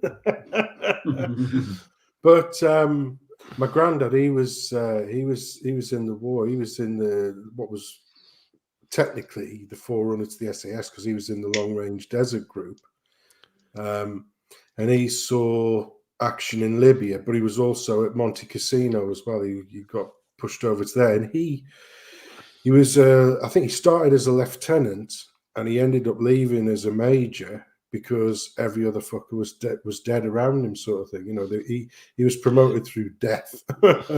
Now he received several notable military awards, which apparently, according to my uncle, are still down in some bloody military museum or lockup or keep or wherever they were. They probably melted them off by now, but he would never go and get them. And my uncle said, why would you never? Because he would never talk about the war, and he was a pretty straight-laced bloke. You know, he didn't, fortunately, or if he did suffer any form of anxiety or PTSD, as you would imagine, he never exhibited any of the scenes, and he did live until a really decent age, like, you know, into his 80s. So he had a good innings, good family life, you know, wonderful wife, good. My uncle's a good kid, so smashing. But he, you know, one day, my uncle just got pleasantly pissed on a bottle of whiskey, and he said, "How'd you get those medals then, Dad?" And he goes, "Well, basically being a fucking idiot." Well, what do you mean? And he literally just sort of kept on running between these two battlements when these airplanes were coming, and this was in Africa, and kept on firing from one to the other. And he goes, "It's fucking stupid now when I think about it." But he would never talk about the nitty gritty or the ins and outs. He would have little, as Slim was saying, little sort of side tales that were of a humorous nature. You know, about his main man, who was a fella called Smethers, apparently, who used to acquire things. he used to acquire things, yeah. Pack rat. And this day, because believe it or not, in the desert, you know, this is one of the misconceptions, because as long as it gets during the day, it gets fucking cold at night, yeah. Yep. And it's like fucking shivering, and you can't have like campfires and that going, because obviously you give away your positions and that. So everything was sort of pretty much like in like small little things, or, you know, just out of billy cans or whatever. And this smeller said, "Oh, you're a bit cold, sir." He goes, "Yeah, I'm fucking freezing." He goes, "Oh, I'll try and sort that out for you." So the next day he's got this like lovely woolen overcoat, trench coat type thing. And he said, and he goes, "Where'd you get this from?" He goes, "It doesn't matter." He says, "This is not my rank." He goes, "Well, the bloke who's the bloke who's not got it now, he won't be missing it, sir, shall we say?" So in other words, he lifted some dead fella's jacket, but it was fucking freezing. And this was the kind of thing that used to go on. One of the interesting things when they were actually in the desert was that you know, water was more sought after than petrol, you know. So they used to wash in petrol and you know, do their hair in petrol and oil and stuff. And my granddad used to comb his hair with engine oil, yeah. And he had the nicest head of hair right the way through until his bloody dying days. I mean, I'm like a fucking egg. And he's had this lovely fucking wavy hair. And yeah, so, but for me, he was the embodiment of, I suppose, what you would class as being a stoic bloke. So he did his bit, you know, didn't cheese off about it, but wasn't, or externally wasn't that badly, or I don't know how to say, he internalized his own grief or own situation very well. He had the fortitude to be able to do that. But I was just saying on the stream before, and I'll leave it on this note, which for me, and I didn't know this until, because our good friend Neil Oliver 42, who sometimes gets on the chat, this week he said in the Great War, the First World War, 5,000 men, or people, but you know, predominantly men, obviously, died a day. For that length of time, 5,000 died a day for the That's duration industrial. of that war. And of all of the UK soldiers, you know, well, the people who died, you know, the soldiers who died in the Great War, if they were to walk past the cenotaph today, it would take over if they walk side by side, 3 abreast, it would take them over 3 days to complete that trip, 3 full days. And that just puts into perspective the absolute carnage and attrition that went on during that period of time. And, you know, where at the end of the day, where's it gotten us? What happened? What was the you know, where was the win? You know, we went to war over crap that happened in Yugoslavia, effectively in Yugoslavia. The whole of Europe get involved. Then we drag in all of the, you know, New World countries, so the United States, the Australia, New Zealand, Canada, all of those guys get roped in. Believe it or not, Japan, which was quite interesting one for me. Japan was in the First World War, but as an ally. Yeah. Yep. Not many people know that Japan was an ally during the First World War, and the number of states that you go down. I mean, if you look at the Romanian Empire of the time, I would say, and I don't know if Rory knows anything about this, but I would say if you were sort of winning prizes on which army like looked the best in the First World War, the Romanian army's got it in spades. You know, they look fantastic. The Romanian army, they look the part. You know what I mean? But it was so far-reaching. Sorry, Rory. Well, I was going to say I always like the German spiked helmets myself. Apparently, I read something the other day. You know the spiked helmets that I mean. Yes. Yep. Yes. You know, yeah. It was they were apparent to stop saber blows from cavalry attacks. Yes. Yeah. So if it wasn't a weapon; it was a defensive thing. Yeah. It was a defensive thing, exactly. So yeah, if you were attacked by the cavalry and they tried to chop off your head, they'd presumably they'd hit that and it would stop it from taking off your helmet. I'm not quite sure, but something like that. Well, all that I would say is that I actually have active. My family, still have active members in the military now. So I will leave and let somebody else in. But I will leave on this note: whether civilian or military, and irrespective of the conflict, you know, everybody needs to be remembered. In my opinion, because, like I say, there may be victors in war, but you know, nobody wins in war. If you know what I mean, it's a big L all the way around, and yeah, there's a tragedy because the very best of all of our nations are the people who effectively succumb. That's this because it's not the sniveling shits, because they wouldn't make the grade in the army. So it's the good, honest, decent, brave individuals that make countries great, who are sacrificed, and we get left with the shit that we've got now. If you look at if you look at politicians across the globe.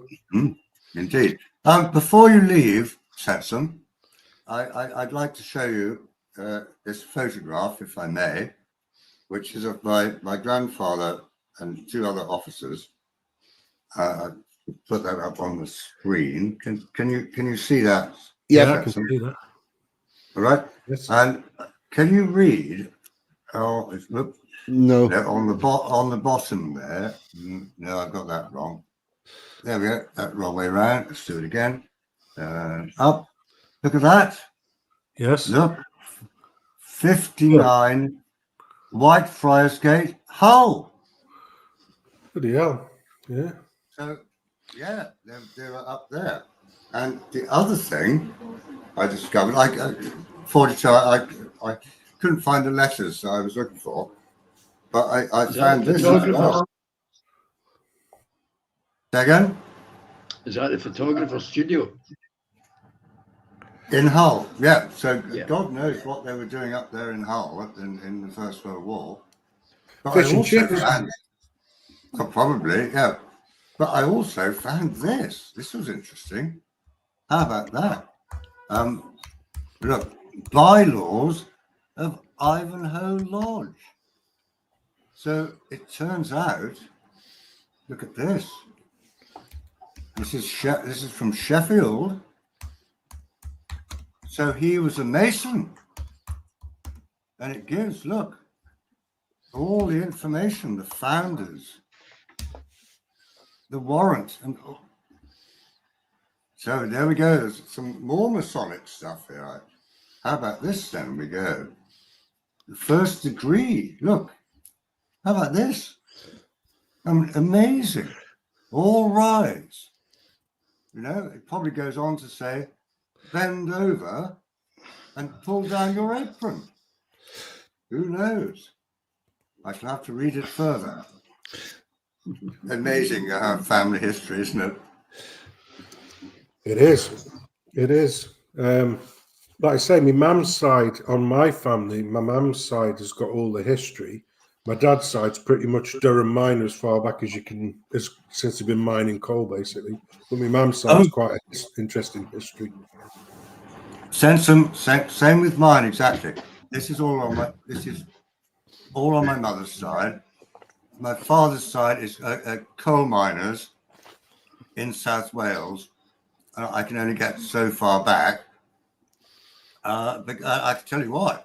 I traced it back to Herbert. But there were two Herberts. And there's no way I can find out which was which, so I can't go back any further. Yeah, you don't want to pick the wrong Herbert, do you? Anyway, on that note, I'll love yous and leave yous. Thank you for letting me on, and Good to see you. thank you Good for night, sharing Sansom. your stories tonight. Yeah, take care, Slim. Take care, Rory, and good night, mate. Thank All you. the best. Very welcome, Sansom, and thank you for coming on and sharing your story as well. Thank you very much. God bless. Take care now. That I think I'm going to do a little poem, and Time for a poem. yes, this one's called Chaos and Calm. I'm going to make tea. There's a picture of an artillery horse. Missile screaming towards the earth, emitting on impact a dull thud. A noise that 2 years ago had shook him to his bones, but he had learnt to ignore the noise easily. The screams of the men, ripped asunder by molten metal, was a closer, more shrill sound. That was drowned out by the shouting sergeants, ordering guns to be loaded. Salvages of shells sent in return, a deeper thud that echoed with the scent of acid. The dust clouds that lingered and intensified, as more shells rang out. And the constant cry over all of this, "Medic, medic," was silenced by the crack bang of rifles that brought a closer cry of "Medic, medic." He silently stood still, taking no part in the carnage, passing no judgment, not complicit, just compliant. He hauled heavy equipment into place, then watched. Alpha, artillery animal, horse, the calm among the chaos.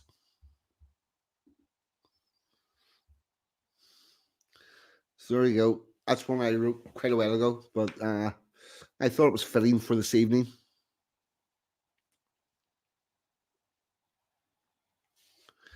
And Well, 42. Did I tell you? I went to a funeral last month of a 104-year-old veteran who served in the horse artillery in Burma. I think I mentioned this to you, didn't I? yep, So that really fits in rather well. it does. It does indeed. I told you about the mule camels, didn't I? Yes, They had the mules carrying the guns on their backs rather than towing them. That was World War II, yeah, in Burma. there was a lot of stuff moved about by mules in World War II. Well, they weren't what you think of as a mule. They weren't like little mules. They were like big mules. And they were about twice as strong as a horse, so they could carry a lot of weight. I'm going off topic, sorry. No, you're Or am fine. I? No, you're on not. topic. No, Yeah. that's very relevant and fitting.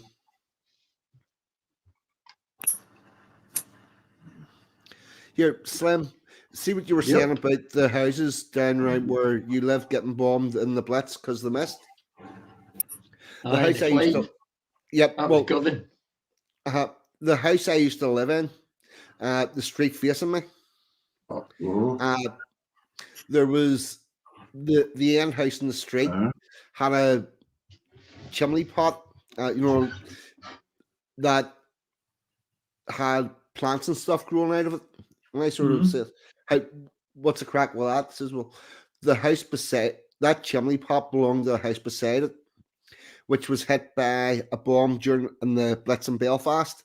And they had World War II, and they had to knock the house down because it wasn't salvageable, it was beyond repair.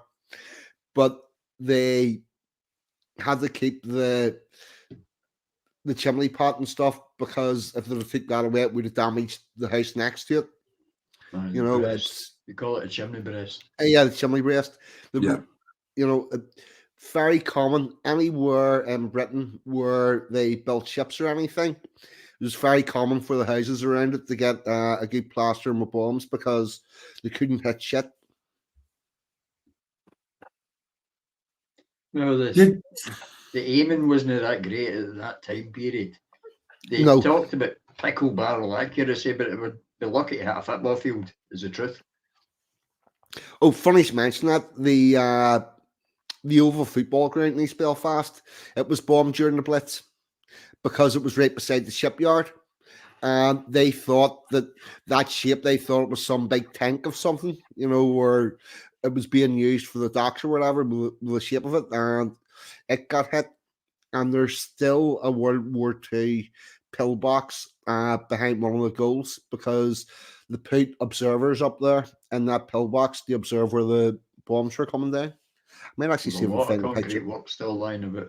There's a place I drive up there, ride up there on the bike in the Gleniffer Braes near here, and they've got a concrete emplacement where there was anti-aircraft guns up in the hills either side of the Clyde Valley, but they line the Clyde Valley all the way down, and they had, I think it was Bofors anti-aircraft guns they had, and they basically had the Clyde Valley as a valley, the full length of it, and they had anti-aircraft guns up in the hills, and they could hit airplanes at 30,000 feet up.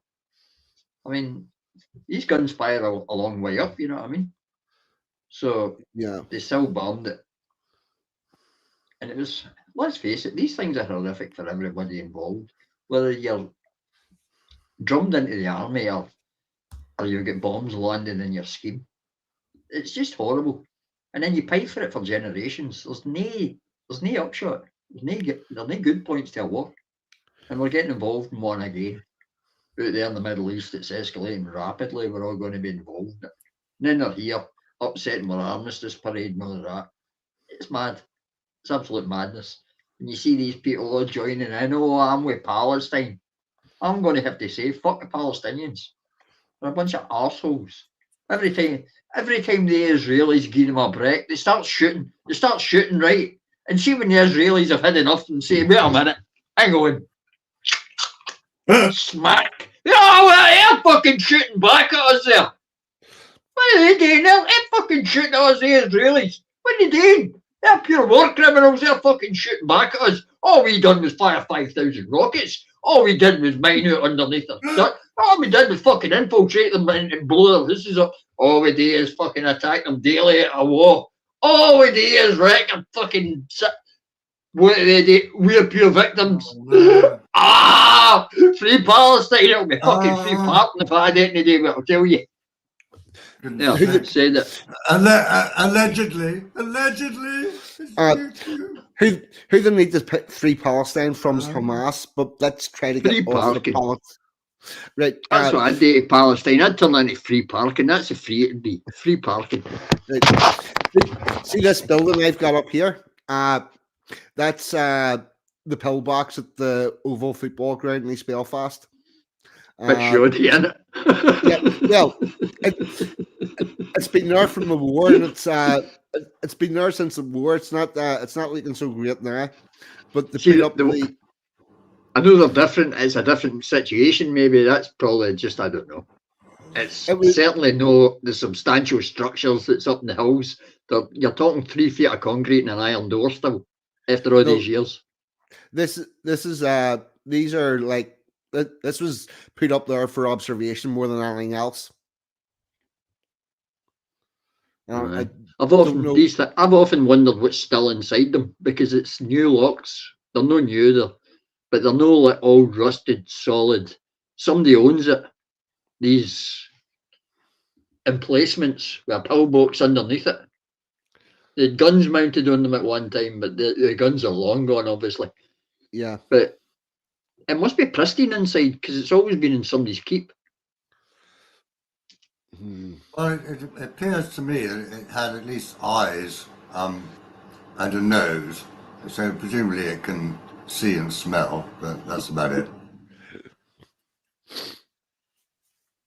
Oh. It's like me. That's all I can do, see and smell. Good for nothing else.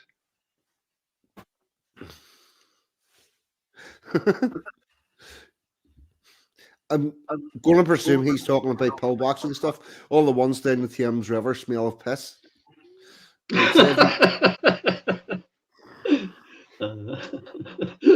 every telephone box. Yeah, and every telephone box. What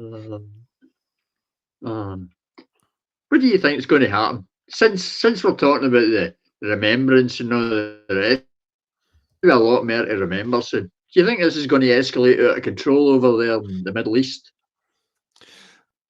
I honestly don't know. None of us know, but we can think. If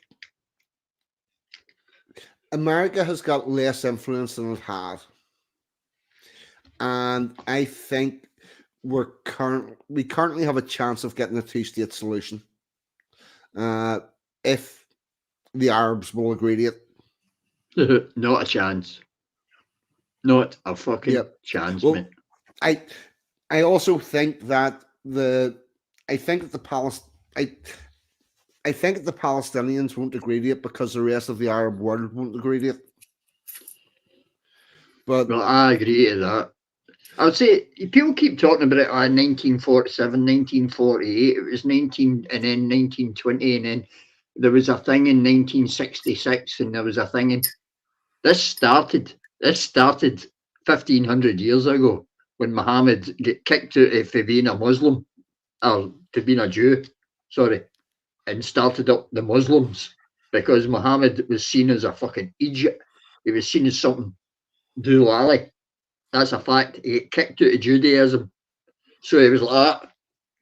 I'm pure taking the huff with that lot. See them Jews, they're corrupting it. Muhammad went out and wiped out a lot of Jews. I think 300 it was in his first attempt. That's where this whole thing's. That's how old this problem is. This isn't going away. This is not fading away in any lifetime that we're going to know. The Arabs, you hear them all out there. They're all, oh no, it's all about peace in the Middle East. No, that's a lot of shite. They want to wipe the Jews out. No. I've never considered myself particularly pro-Jewish. See any Jewish people I've had to deal with, I found them quite haughty, and they've got a bee in their bonnet about being Jews for a start, right? I don't want to see them wiped out. And the big problem out there is for the rest of us. See if they've wiped out the Israeli state, that means it's all Arab. They will choke us for oil. They will ruin all the trade routes. They will do everything when they have that whole landmass to themselves. As far as it goes, Israel is a foothold in the Western world in there. It's the only true liberal democracy in the whole of the East. We've got big problems if it falls. I don't know. I honestly don't know. I don't think. Well, the other thing is, if you take away Israel, where do the people that are currently living there go? I think it's probably a better idea to have somewhere for the Jews to live. If Israel falls, there will be no Jews because they will wipe them out. That's the point. See if they can't escape legitimately. They are surrounded on every single front by people that hate them. And I mean hate them.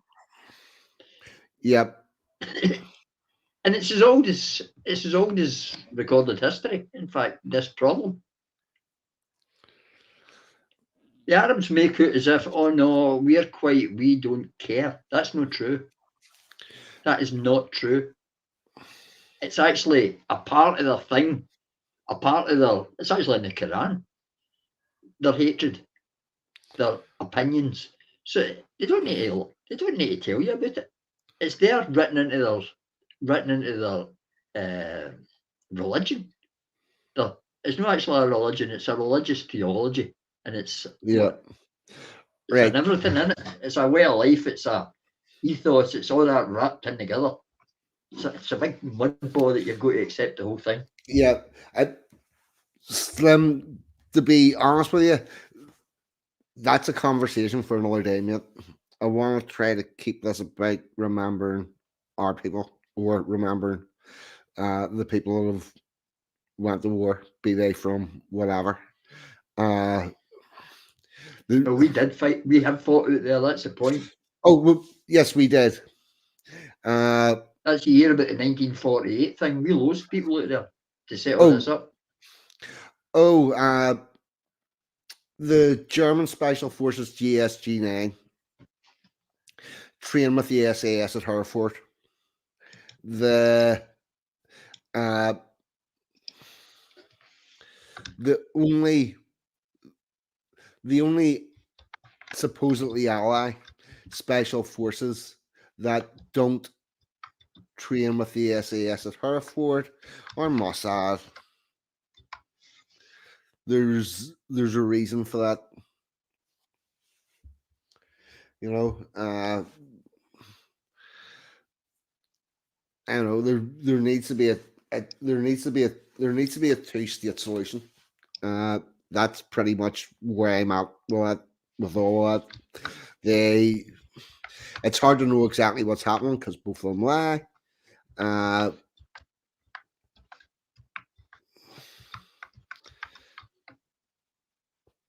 don't know, but we need a two-state solution.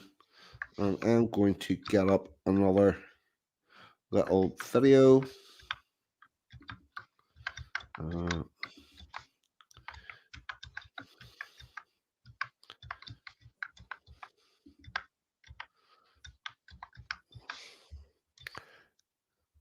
One second.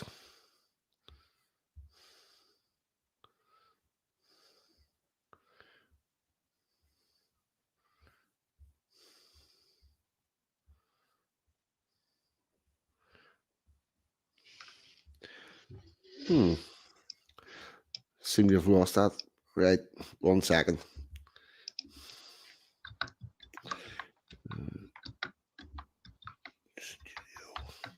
And get under my content. I'm scared Rory off. No, I'm still here. 42. Yep.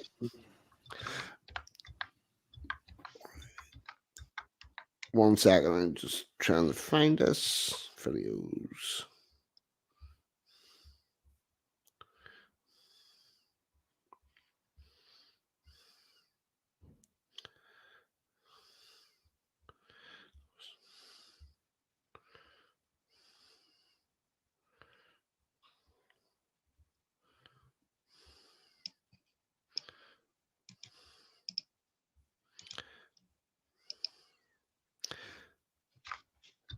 Come on, I've lost it. I've lost the video.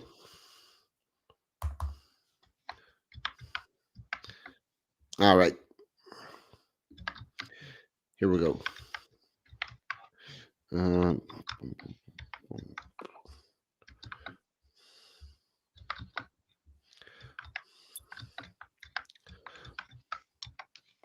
Comment by Anglo-Saxon there. Yep.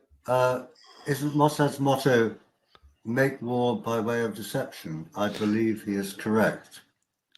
He probably is. He probably is. I honestly don't know. I think I've heard that. Right. Hold on. Right, 1 second. This is now starting to do my head in because I have. Can I search my channel? I can. Right.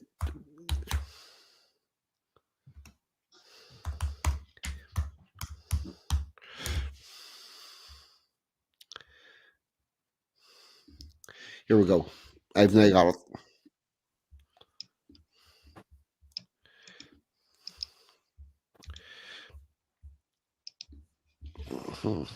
Present. Share screen. Share screen. And here we go. Why We March by 42. To those that ask or question why we march on this first day of July with fife and drum and sash and banner and follow a route in predictable manner. Why we play those tunes that proclaim yesteryear or believe the reason is because we are here. Ponder ye this as you watch the sunset. We march so others will never forget the band of brothers that left us for Isle and went to war with a cheer and a smile. The deeds they done to preserve liberty, so the people of Ulster would always be free. They fought with a bravery second to none, and a bayonet charge that cannot be outdone. As their blood drained in a faraway field, so we march with a pride that cannot be concealed. So no longer dare to question why we march on this first day of July. There we go. That's my little poem about the celebrations on the 1st of July in Northern Ireland. The song. An excellent poem. Streaky Bacon is talking about badgers in the chat. He's talking about honey badgers. Yep. A friend of my son's, he was walking back to school and he was bitten by a were-badger. They are very rare. But I don't think he was bitten by one, but it attacked him. At least so he said. A were-badger? Like, yes, a were-badger. I thought they were normally in wolf form. Apparently, they interbreed, so you can have a were-badger. I've never. That's quite interesting. Honey badgers are quite amazing creatures. They get bit by snakes that are poisonous, and they sort of fall down and go to sleep for a couple of seconds, and they get up and eat the snake. It's quite amazing. My son's friend, he may have been making it up, I Yeah, have to say. He did go to work for the European Parliament, so he probably made it up. yeah, they yeah, yeah. The European part, well, politicians in general, you can tell that they're lying because their lips are moving and sound comes out. I do believe. I mean, I've met him. He was a nice enough chap. I think he may have just mistaken a badger that tried to attack him for a were-badger, but Yeah, who knows? see, Slim, your keyboard tapping. Sorry. What are you doing? What are you typing? he commented there. I commented, I knew a lady and her fertile delta looked like a badger. It's a fact. It is true. It gone grey up the middle.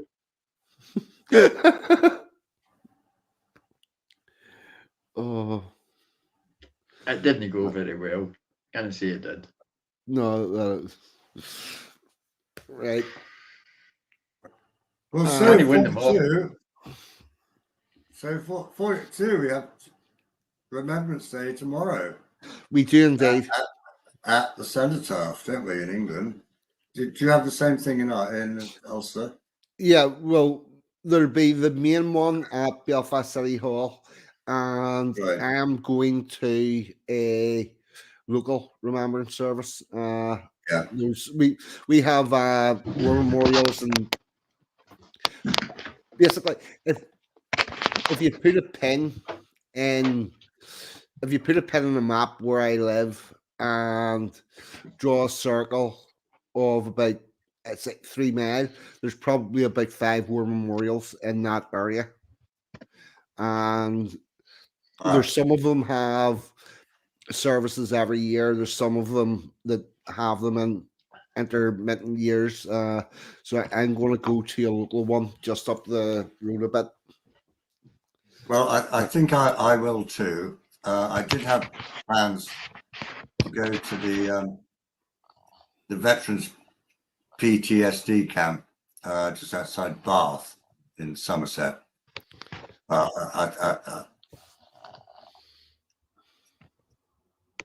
I think I'll just do the local one at the end of the day. Yeah. I think the most important thing is, pay respects, isn't it?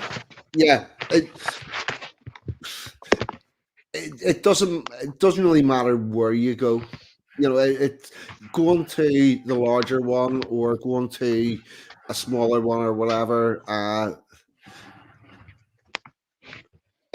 It's a matter of you can only be in one person. You can only be in one place at one time, and it's the matter. The point of it is that you've took a bit of time out of your day and went to show your respects. Indeed.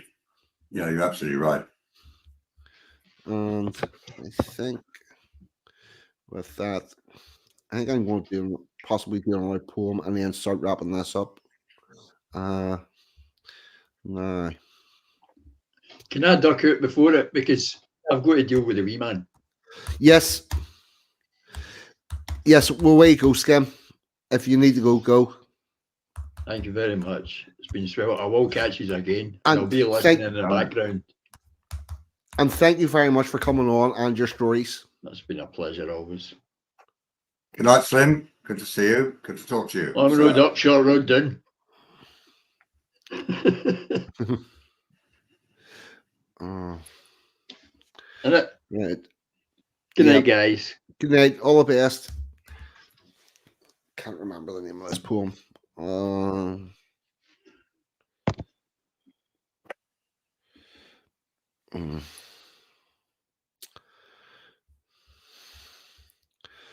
Right.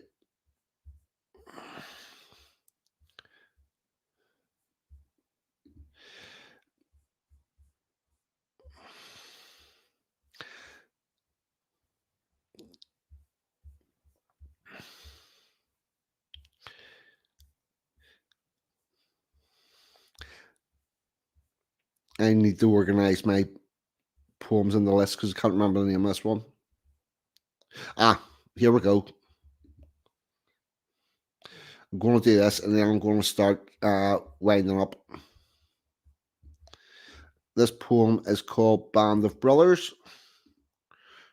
Share screen. No. Good name for a poem. Yep. I wonder if the dead could speak, whatever would they say when they contemplate society and how we behave today? The silent, sleeping sentinels that life forever were they fought, do they think we made the best use of the choices their sacrifice brought? Do they watch us as we gather to in solemn silence stand? As a bugle plays the last post, would they take you by the hand and lead you to an alley or a doorway cold and damp and show you today's veteran living like a tramp? Then demand that the reverence you reserve for the fallen of yesteryear be converted into services for the veterans that are still here. The spirit of those old soldiers and today's are intertwined, a single band of brothers, let not one be left behind. So there you go. That sort of sums up my thoughts. And with that, A beautiful poem. thank you, Rory. 42. And I'm quite mindful that it's now 10 to 1 in the morning. And hopefully all of us want to be up early tomorrow because we've something to do and a place to go. Well, that's very true. We do, indeed. Yep. So, yep. 42. What can I say? Thank you so much again for having me on, sharing my experiences or whatever, and being able to ask you and your other guests questions, important questions. yep. Thank you very much, Rory. As you know, you're always very welcome here. I love your company. I love the conversations.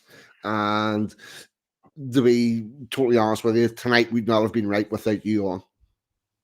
Well, that's extremely kind of you. More than kind, in fact, perhaps overkind, may I say. But there we go. Thank you so much. We love you. And with that, I'm not going to do my normal outro. I'm going to do the last post again. And you can put your comments up and I'll post them on the screen. Share screen.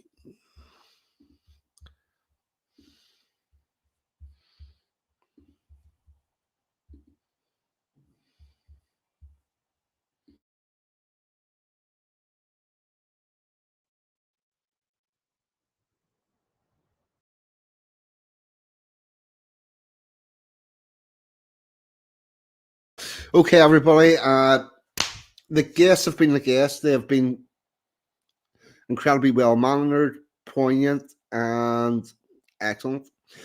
And G-Lat in the chat. So the guests have been the guests. I have been 42, and G-Lat in the chat have, as always, been fucking amazing. Thank you. Good night. God bless. I'll see you all next week. I'm out of here. Go on. Bye bye.